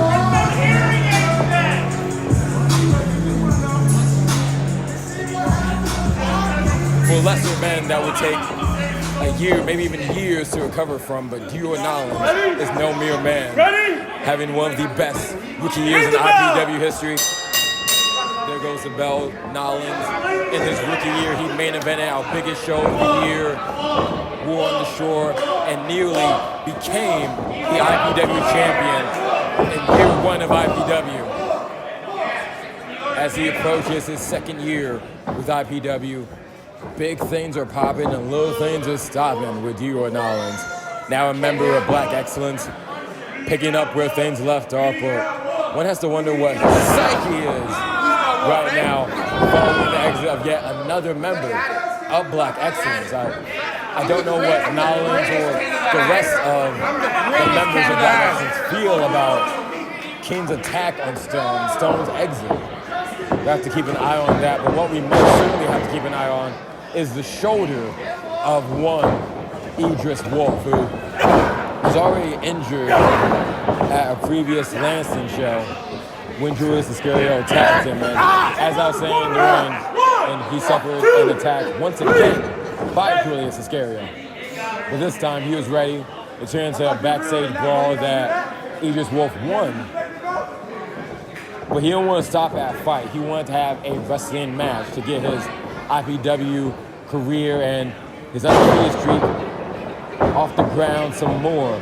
And he picked the biggest fish he could find, the biggest fish to answer his challenge in Dior Nollins. Again, a man who's already challenged for the IPW champion and is right now rubbing shoulders with the current IPW champion. So most certainly the rest of Black Excellence, whatever page any of them are on, they have to watch the match closer. As Idris ducks the clothesline, series of forearms to Nollins' temple, catching the arm of Nollins. As I was saying earlier, that's certainly something to watch out for as well. Following, nearly, just barely evades the roundhouse kick. Now I think that would have been the knockout shot. Looking at the velocity, the sheer speed. As he said himself, he put all the hands at it. And had he connected, this match would have been over. But right now, Nollins on the outside, collecting himself, catching his breath. But as I was trying to say, as referee reaches an 8 count, actually, stalling. Wolf breaking the count at 9 count. Chasing Nollins around the ring. Nollins back to the ring now. Wolf ducks the clothesline. Big kick to the shins. You could hear that in Kalamazoo. Right about April 6th return.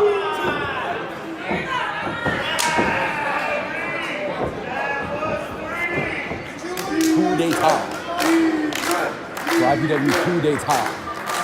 Tickets are on sale now on eventbrite.com/wrestling. Idris Wolf certainly would hope to be there, as is Nollins. Idris Wolf getting the better of Nollins now. But as I was trying to say earlier, one has to watch the shoulder of Idris Wolf, still taped up following the attack from Mysterio in that last show that I mentioned. And certainly had to be aggravated in that backstage brawl earlier tonight. If Nollins sees that arm at the target, sees that band that I believe is kinesio tape on his arm, or some variation of it, Nollins will have to pick it up straight out for catching sidewalks. Excuse me, a backbreaker. My apologies. He may not have to target the arm of Idris if he wants to break his back. But those, as they call them, the educated feet of Idris Wolf come in handy. Drop kick. Adrian Nollins catches him in midair. Getting the strength. Slamming him down to the ground. 1, 2 counts. A 2 count.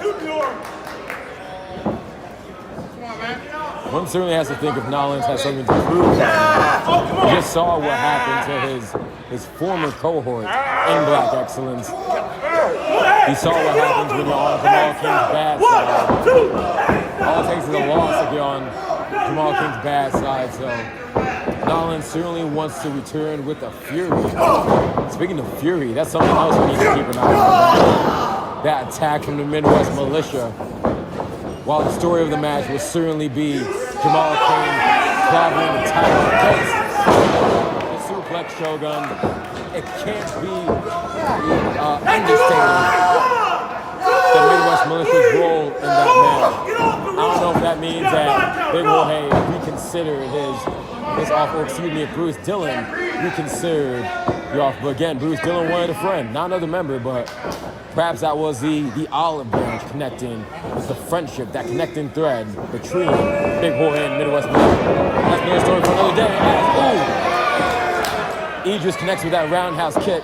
As I said before, that could have been a knockout shot. Nollins ducked it earlier. He could not duck it this time. But before he could make the cover, Nollins falls to the outside. And I just have to think that with a shot like that, with so much velocity, so much snap to it, so much stank on it, this match will be over if Idris was able to cover Nollins for the 1, 2, 3. As he tries to chase down Nollins, get him back into the ring. Ooh. Scooping the legs. Oh! Slamming him back into the ring post. I think Nollins is sizing him up. This isn't going to be pretty. Oh! Head first into the ring post. And you could hear the thunk on that ring post, on that unforgiving steel, that metal, if you will. Regardless if it's steel or metal, it's certainly a hard surface. Enough to put Nollins back on the injury list if he's not careful. Both men on their feet. Nollins in the corner. Wolf in just his second match with IPW. He's already gaining a couple ball. I believe he went for some sort of a grapevine, had the legs around the abdomen and the head, but went for a guillotine, I believe. The Nollins far out, right out into the corner, he fights out that, skip over the ropes. Big forearm by Wolf as he climbs to the top rope. Is this Wolf gonna howl and die? Superman punch. Nollins has ended so many matches with that. But he's not done here. Obviously can't pin him on top rope, so he wants to bring him down to the mat, but he's got him on his shoulders. Wolf fights out of it. Series of elbows. Oh. Powerbomb position. Can he do it? And he does. Snapping onto Nollins' neck. Both men are down. But a count out does not get us any closer to a winner. In fact, if neither man make it to a count of 10, then we have no winner. We're at 4 count now. Both men at 5 count, struggling to make it to their feet.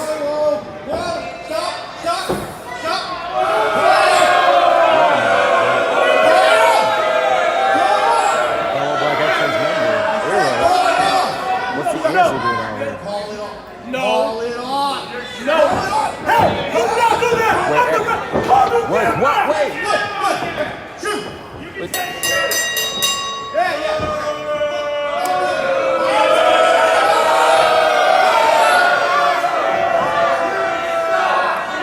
This match has been considered a no contest. Because of Eero, what's he doing out here?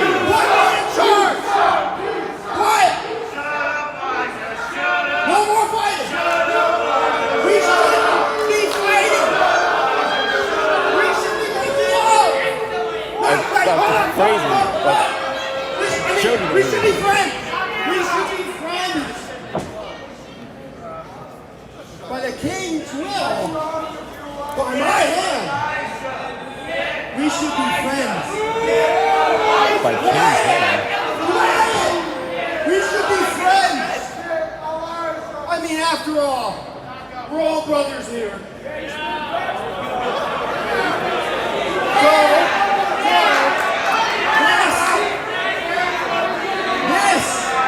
Is an offer, because this is black excellence. Looks like on orders of Jumal Kyng, he's offering Idris Wolf Yeah, no, this is good. keys to the kingdom, a membership into black excellence. Yes! Don't start that! Wolf is, I think he's accepting the offer. Yes, he's putting on the t-shirt. The night that Black Excellence loses a member in Stone, it looks like it gains a new member. My man! In the form of Idris Wolf. That's Black Excellence! It looks like we really are all brothers in this.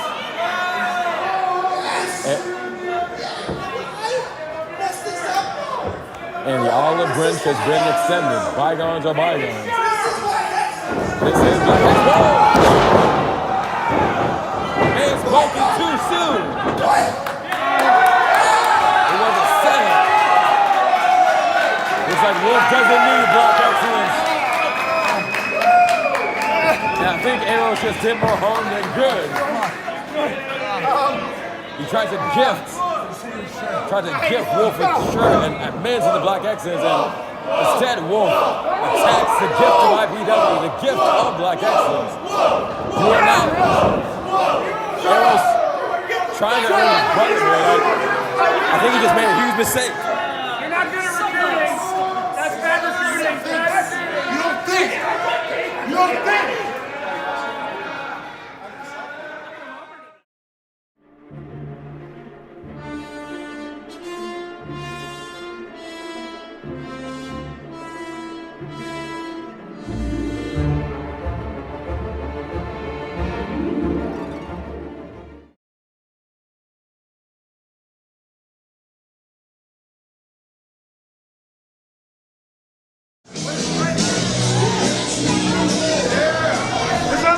the best moments of my life, guys. Great night.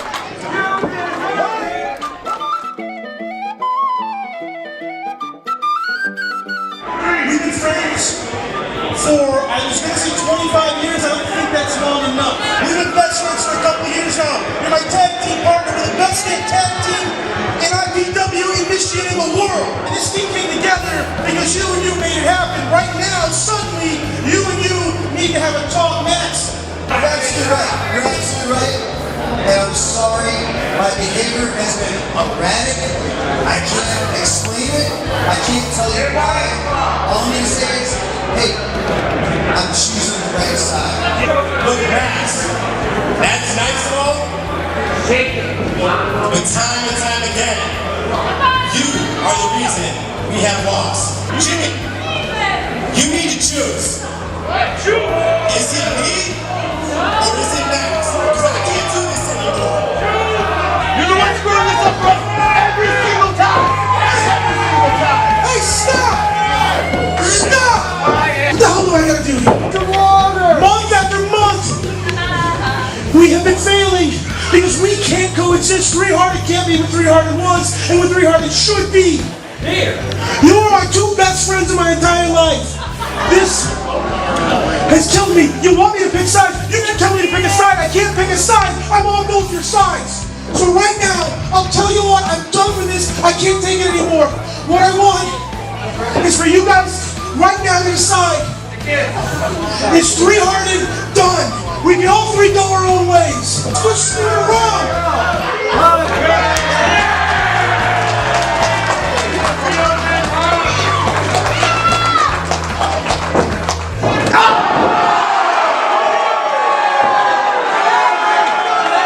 You need to pick. You need to pick. It's me or him. He ruins everything for us. Let's do him in. I'm tired of this guy. How many times we won those belts? Me and you. Do it. Hit him. Hit him. Do it. You need to decide if you won't do this. What is wrong with you?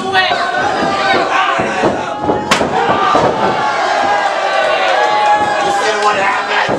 You see what happens when you can't make simple decisions?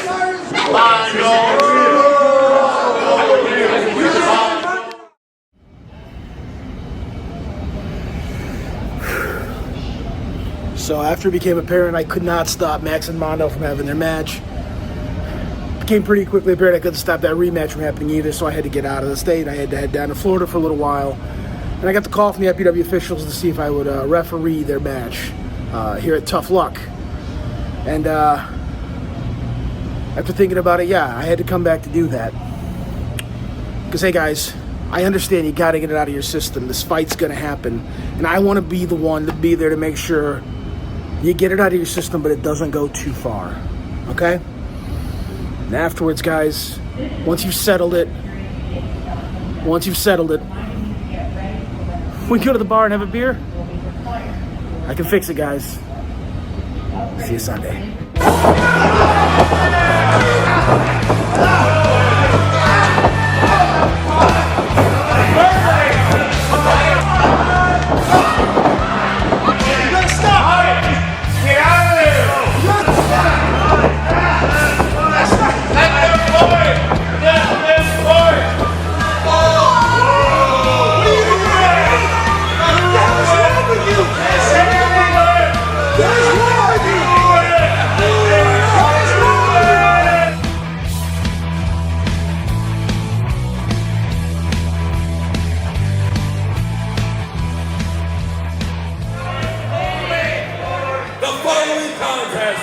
Scheduled for one fall.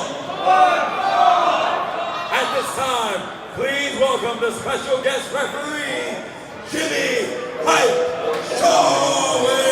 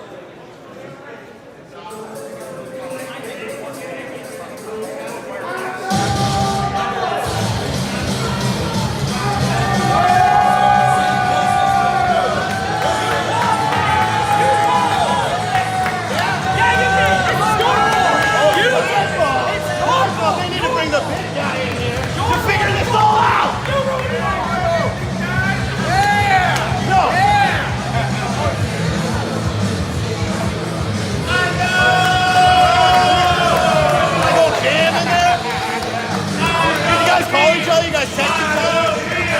Mondo real! Mondo real! Mondo real! Mondo real! Mondo real! Mondo real! Mondo real! Mondo real!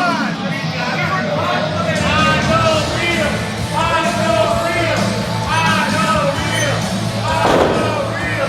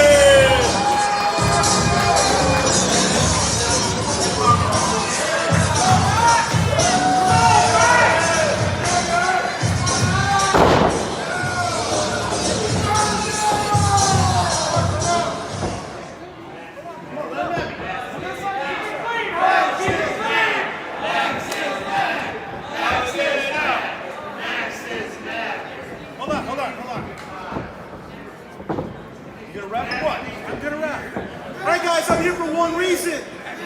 I can't stop this fight, so I'm just gonna watch it. I ain't calling for the bell, I'm not counting anyone out, none of that nonsense. You guys can fight, you're gonna get this out of your system. This isn't gonna go too far. I don't wanna see any broken bones, any knocked out teeth, anything like that. But I know you two are gonna fight, so I'll let them fight. You good to go?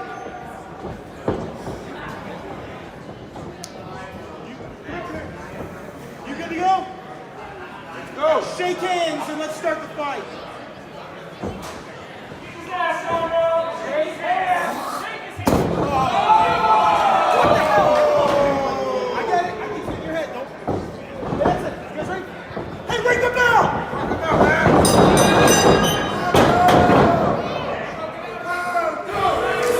And just like that, this match is a go, but from Shalwin's words, I wonder if this is even a match. He said he's not going to call for the bell. He just wants his two best friends to hash this out. Like, I'm not sure how wise that is, given the bad blood between these two.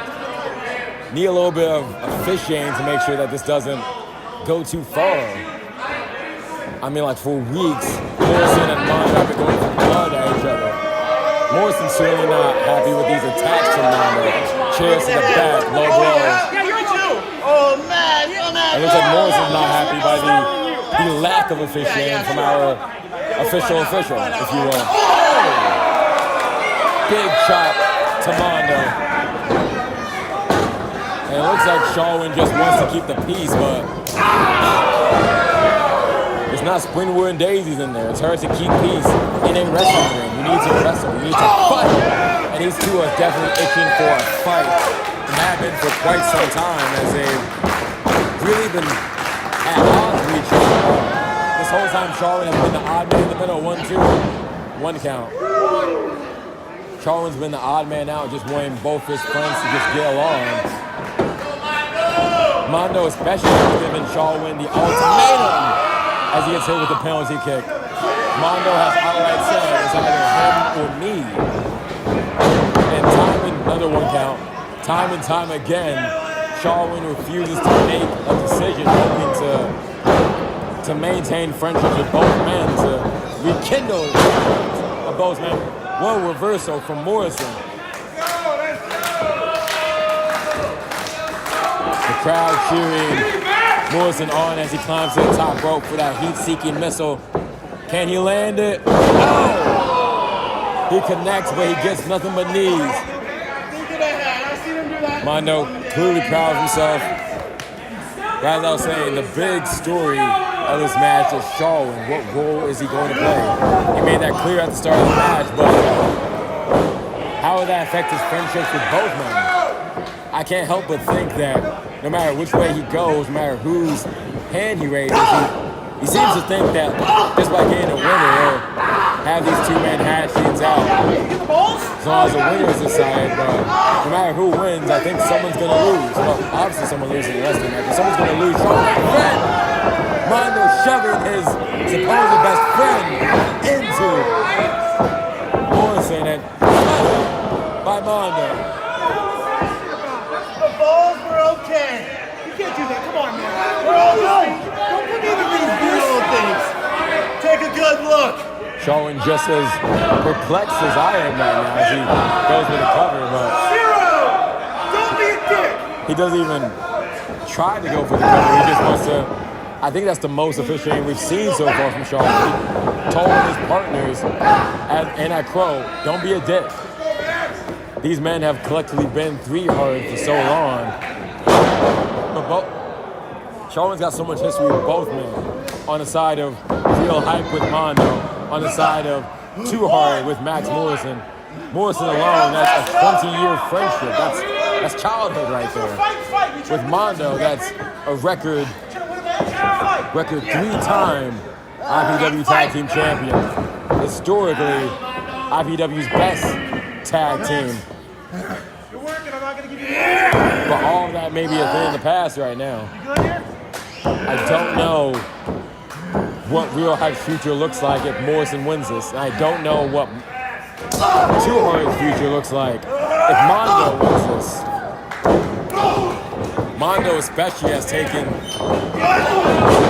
big drop kick, taken such an affront and an offense to everything Morrison has done accidentally. It's all been just misunderstandings and missteps and collisions.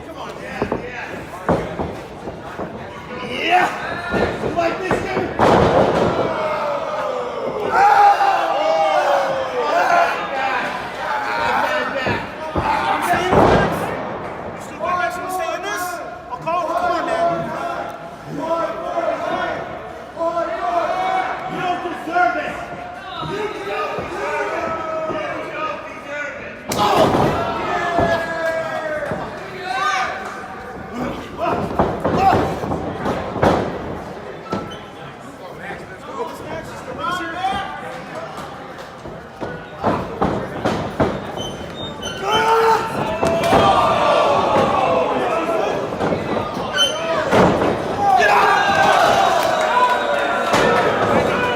But net as he lands on the money. Mondo proud of himself. No love lost from Morrison. Shalwin, instead of making a count out, he's checking on his best friend. One of his best friends, rather. He said himself he's not going to call for the bell. He's not going to call for a count. He just wants to make sure that these two get whatever's in their system out of their system, and wrestling match is one way to do it. But I don't think this goes beyond wrestling at this point. These men aren't concerned with holds or strikes or maneuvers. They're concerned with hurting each other. And if worse comes to worse, I don't know what he's going to do. Roll up, small package. Ooh, near fall. But there's so much that Shalwin needs to consider as he's going for some sort of a straight jacket backstabber to the man Mondo feels like stabbed him in the back. Oh, and Morrison's just aching. I think that took the life out of him too, and a kick out. The way that Morrison just gasping for air, I don't know how he kicked out of that. Might have just been instinctually at that point. He's trying to check on Morrison, make sure that he's able to still compete, but Mondo, jaw-jacking with Shalwin. Mondo finally has an opportunity to get his hands on Morrison, legally I might add, an actual wrestling match, opposed to these post-match attacks, these beatdowns we've seen, and these shoving contests. Count to 4! No? Using underhanded tactics, an illegal choke against the ropes, which any move against the ropes is supposed to warrant at least a 5 count. count of 5 would cause for disqualification, but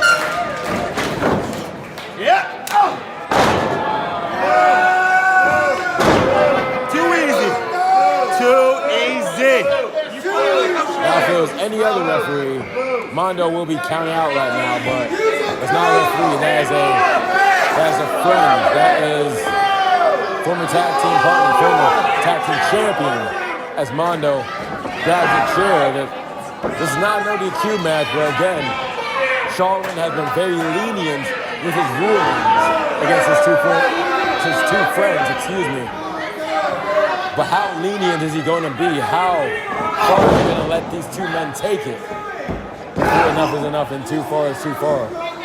He might just let these guys just go as practically an unsanctioned match at this point, as Morrison collides with the jawbreaker. Ooh, face the chair.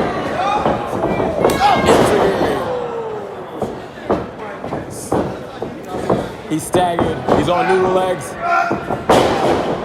A little variation of a blue power bomb, blue thunder bomb, near fall off the spinning power bomb. And Mondo can't believe it. I can't tell if that's more disbelief or frustration.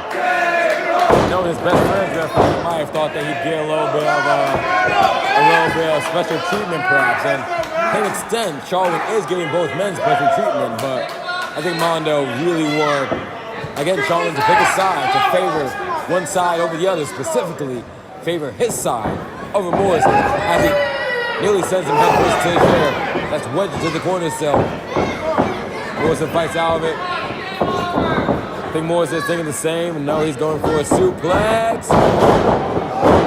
Oh, but unique maneuver from Mondo. Not only does he land on his feet, but he trips Morrison on the way down, sending Morrison to the outside. The heart of 3-Hearted is down, but it is still pumping somehow. I don't know for how long, but there's still breath in his lungs. Off the ropes. That's amazing. Lariat. Sending both men down to the ground. Now is Shalwin going to start a 10 count? And he does. Well, 1 count, but I think he's apprehensive. Both men on the feet anyway, going for that. No. Into the Mondo head first to the chair. I might add, this is not a disqualification. Or, excuse me, this is not no disqualification match. It should be a disqualification, but Shalwin is beside himself. Does he call for the bell? Does he just let his friends go at it?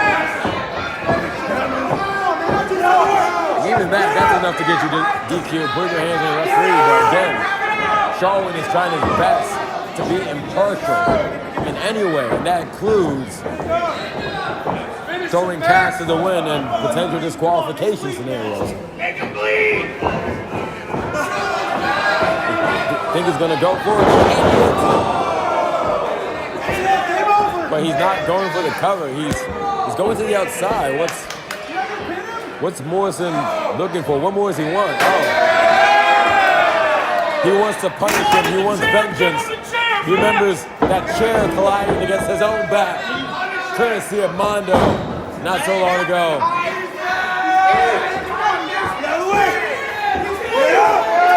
Charlie's trying to check on him. Mondo's bleeding. Shalwin doesn't want this.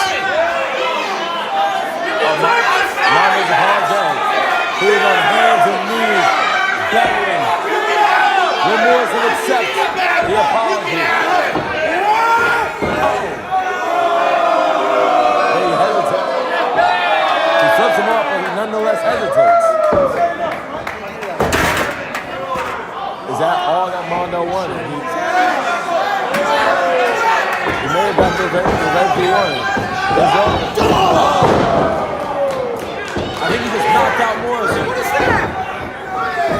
Count it, Jimmy! Count it! Done. He had the best.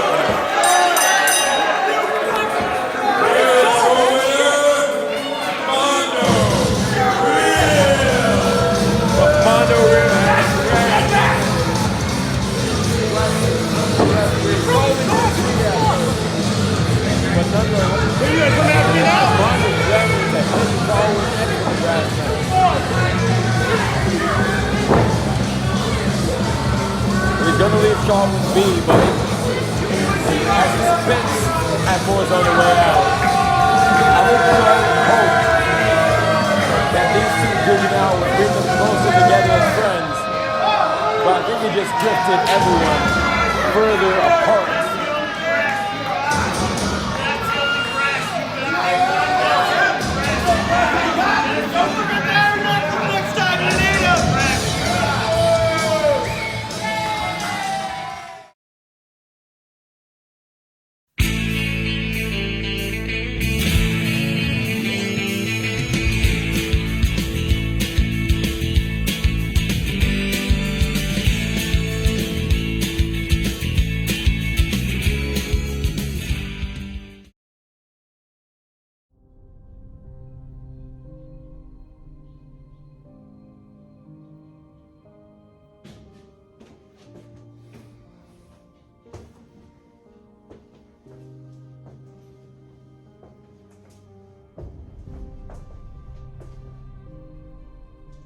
LaDon, I love you.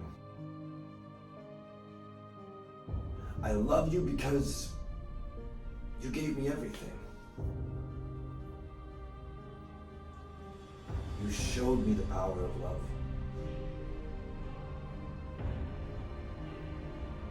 And with the power of love, we went straight to the top of the tag team division, becoming tag team champions. But now look at you.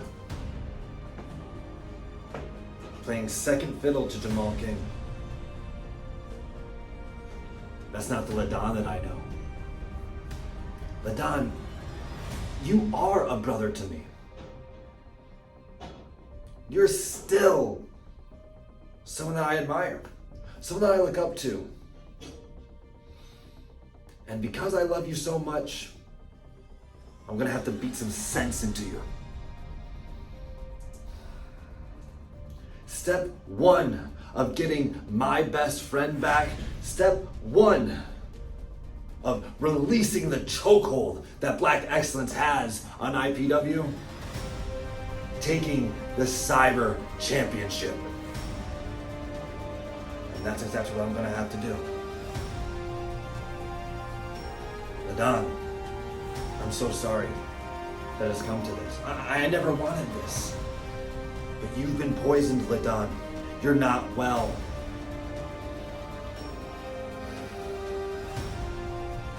I'm gonna be the medicine that makes you all better. See you Sunday, Don. I love you. Ladies, gentlemen, boys, girls, everything in between, it's time for your main event! Are you ready for the main event? Then the following contest is scheduled for one fall! It is for the IPW Cyber Championship. Introducing first,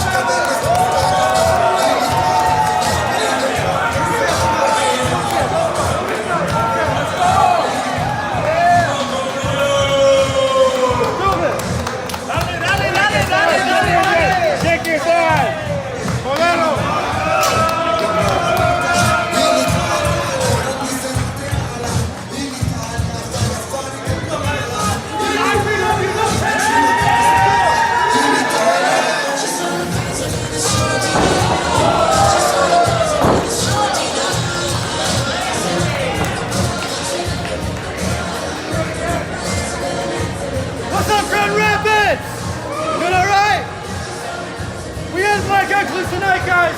Let's live for LaDon Sanders.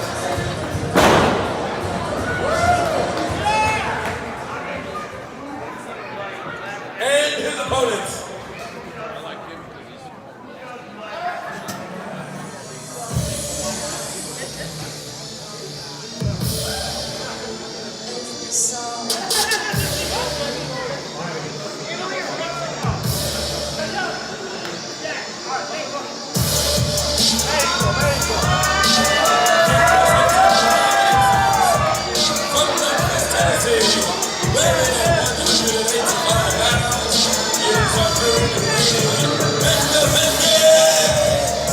IPW Cyber Championship.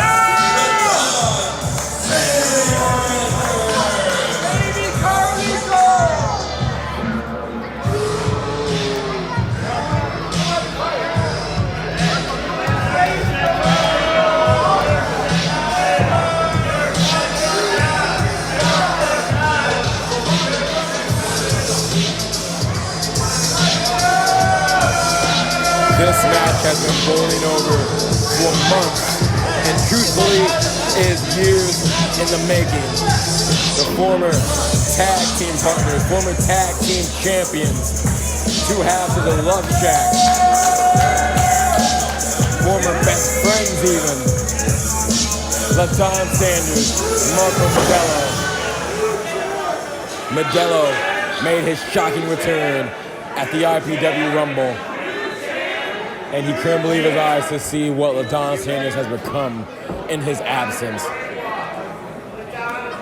Doing the most heinous of actions, joining Black Excellence, doing away with the adoration from the crowd, doing away with the high fives, the cheek clapping, as he likes to call it, doing away with the chicken. We've seen a much darker side of LaDon Sanders in Marco's absence. It looks like we're seeing a darker side of Dragon Jones too, the newest member, flanking LaDon Sanders in tow, the man who recruited Jones into Black Excellence. And there goes the bell. God, look, I still love you. You don't have to do this. I mean, I won the championship. We're gonna fight. I'm leaving with the title. LaDon's not well. LaDon's not well. LaDon's not well. Take your medicine. Oh my God! A slap with authority. I was going, maybe this crowd's right. LaDon is not well as we have a lockup to start. LaDon getting the better of him, showing the strength of, and the disrespect to a former best friend right there. I don't know what's happened to LaDon Sanders. I still can't make sense of it. I've been trying. He's not talking to anyone backstage. He's not the same fun-loving man he used to be as we continue with another lockup. He's not talking to anyone backstage. He's not giving anyone the benefit of the doubt, the time of day, unless you're a Black Excellence member. And unfortunately, their evil ways have rubbed off on the former fan favorite LaDon Sanders. And it may be up to Marco Modello to try to snap LaDon Sanders back into reality as gravity is now on his side. Drop down, leapfrog from Modello, drop down from Modello. Those men know each other so well. Block after block, reversal after reversal. Evades the the elbow, corkscrew splash. And we are at stalemate, ladies and gentlemen. These men know each other so well, too well. These aren't just men who have tagged together around the world. They've been like brothers. They've been everywhere together. They've eaten each other. They've made each other's families comfortable together on the way to shows. But whether Black Excellence influence on LaDon Sanders, it's not the LaDon Sanders I met so long ago. It's not the LaDon of old as he thumbs him in the eye. Marco Modello has been on a quest to, I presume, just LaDon Sanders. He's trying to get LaDon back to his former self. As he said at the start of this, he still loves LaDon Sanders. He wants to bring him back to who he used to be. But as emphatic by that drop kick to the outside, LaDon Sanders very much happy where he is right now in Black Excellence. Well, now is LaDon going to fire? I thought he stopped these dives when he aligned with Black Excellence. Big dive from LaDon, but again, we haven't seen him dive like that for a long time. I wonder if what Modello is doing through this match, that reflection of his past, is maybe reminding Sanders of who he used to be. But how long is it going to work?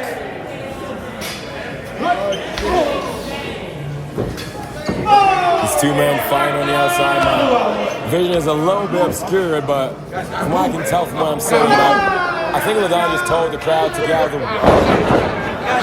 And he just told the crowd to get up for no reason. That's what I'm talking about. Like, Black Excellence is not like anyone in this one. Just like the fans. Oh!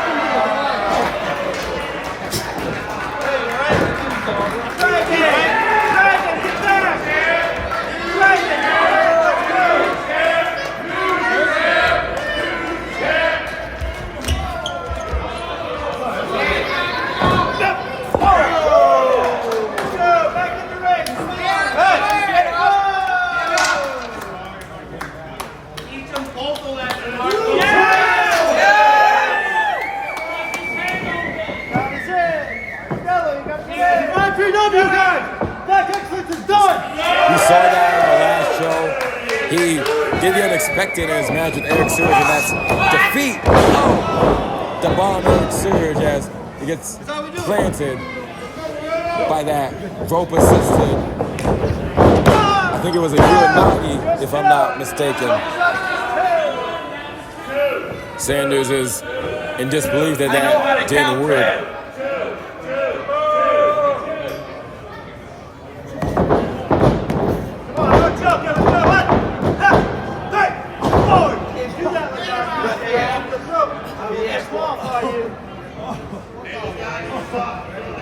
Oh, I suck. Who is the champ, dog? You just don't like me because I'm black, dog.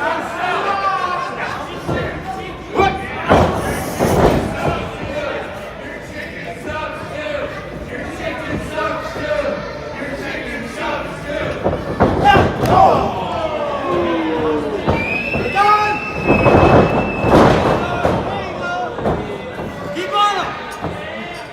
Hit the slim blade. Go for the face buster. The move that he used to call the triple X factor, but Modello had scouted. Like I said, you're gonna see that a lot tonight.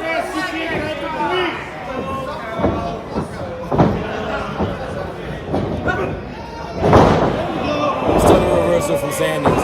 IPW Tag Team Champions. These two know each other's thinking before the other even thinks it. I know him well. He will watch it. He loves it. He loves it. Enough of the choking.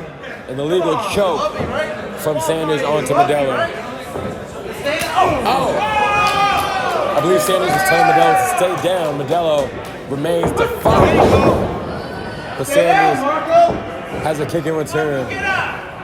He just wants Sanders just wants Modello to stay down. And a kick out.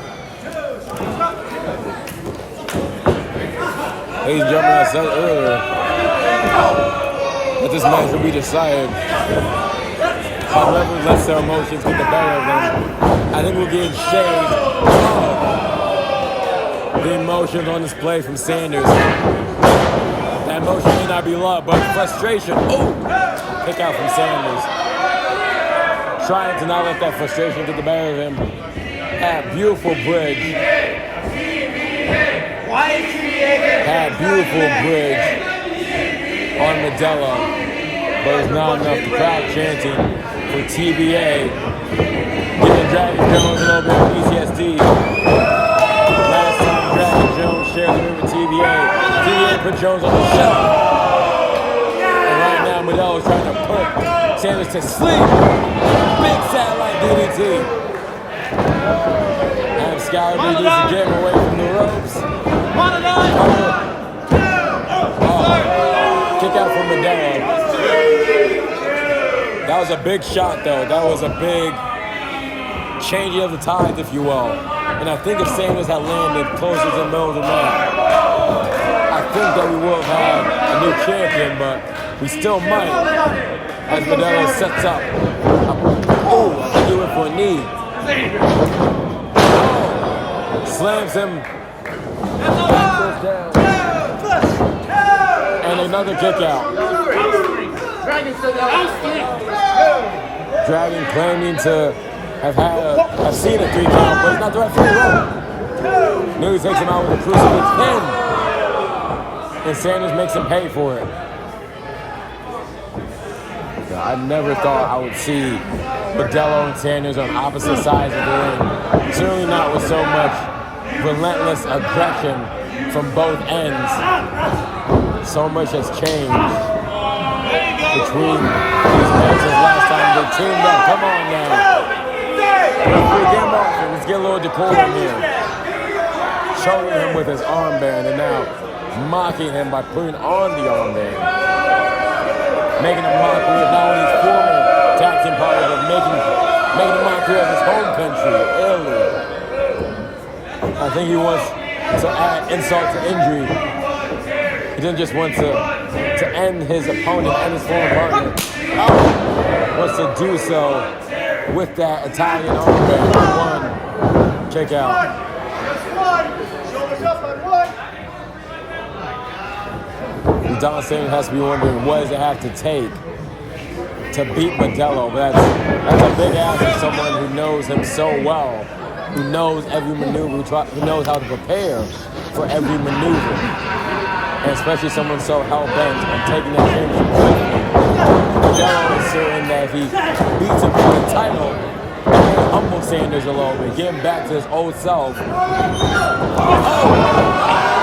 Catches him in cross body attempt. Finds his carry position. Another go sleep. Off the middle rope. Another satellite DDT. And Sanders is wobbling. Gets the knee. He got the knee.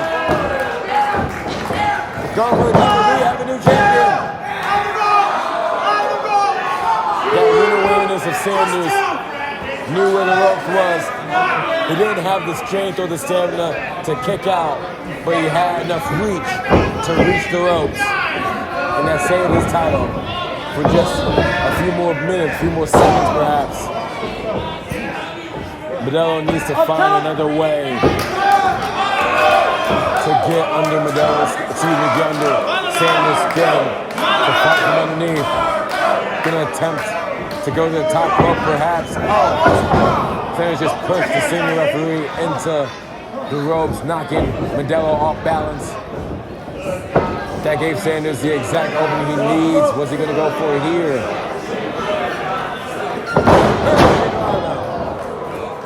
Or Frankensteiner rather. Modello back to his feet, fighting his carry position. Airplane spin into a TKO.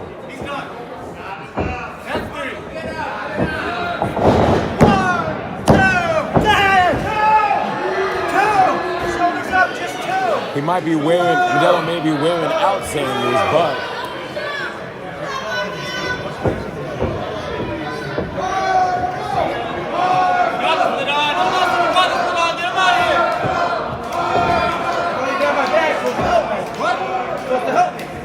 You just threw me in front of him. Why would I help you?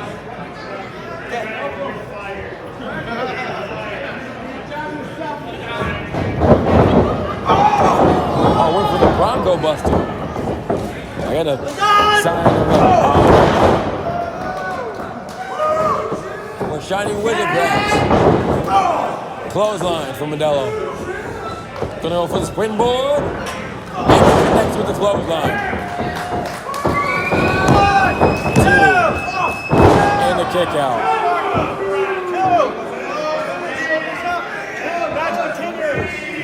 We still have yet to see the cheek clapper from either man, really. The cheek clapper is still a maneuver that LaDon loves to end his matches with. For Modello, as he scouts so many of his moves in this match, he's gonna go out of his way to avoid it the best he can, but he may not need to avoid it much longer if he connects with this diving maneuver. Climbing to the top rope once more. Oh, took a little too long. Eats a European uppercut for his troubles and a forearm with the Italian armband. Get off the ropes. I think he's gonna go for a super big grab. He gets shoved off.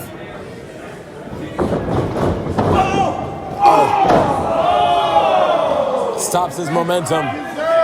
Dead in his tracks. Both men going blow for blow, strike for strike on the middle rope. Now Modello getting the better of him. Followed by a kick. And now he's, oh no. Oh, this is not going to end well. Fireman's carry. Oh! TKO onto LaDon. Pulling the move out of LaDon's own arsenal. He's clawing into the cover. Can he get it? Not yet. Sanders needed that kick out. He needed that split second of hesitation, that split second of clawing from the worn down, stamina depleted Modello. Modello struggling to get to his feet. But the crowd is cheering him on. He's setting him up. This looks familiar. Could this be? Oh. He hit the spinning kick, but on the referee. Our senior referee, Chris, is out. Oh, but LaDon, clapper. Turning Modello inside out. This is usually when LaDon goes for the cover, but there's no referee to make the 3 count. I think he just signaled for Dragon Jones. You can do it yourself. I'm not doing it myself. You're supposed to have my back. You put me in the line of danger not even that long ago. What do you mean put you in the line of danger? You're supposed to have my back. You can do it yourself, and you can do it yourself for the rest of the match. You want me to do it myself? Do it yourself. Go on. I like it now. Do it yourself. Do it yourself. I will. You know what? Do it yourself. Jamal, I can wait till Jamal hears this. Cheek clapper. Title colliding with LaDon's face there. But the referee is still down.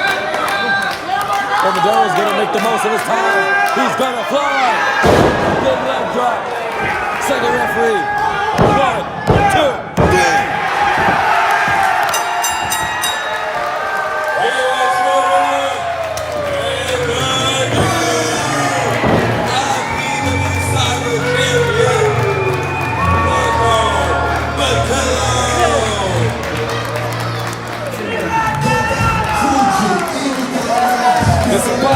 LaDon Sanders bringing Dragon Jones into Black Activity.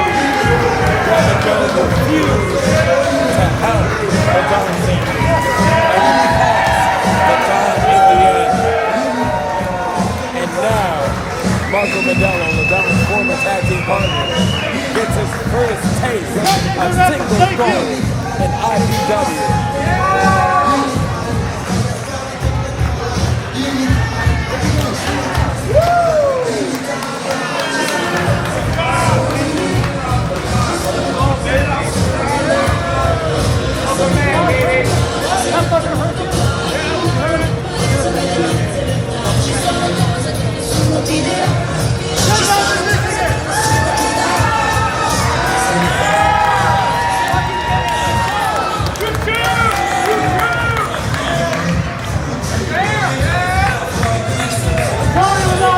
I still love you! Make some noise for Marco Modello. We will see you on April 16th. Have a safe time. Dragon's gonna die.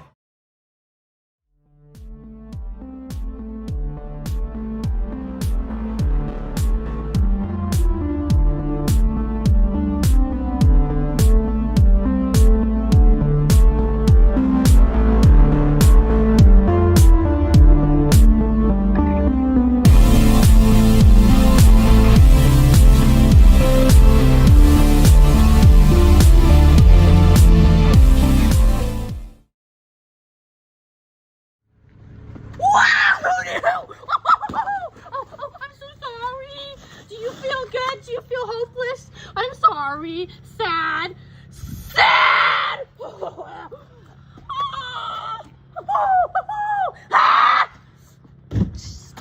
Come on, baby. We're going for a ride with the trauma train! Oh, go, go, go!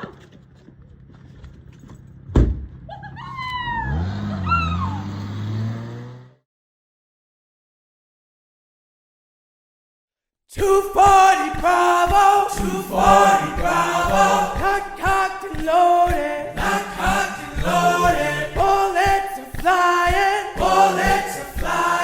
people are dying,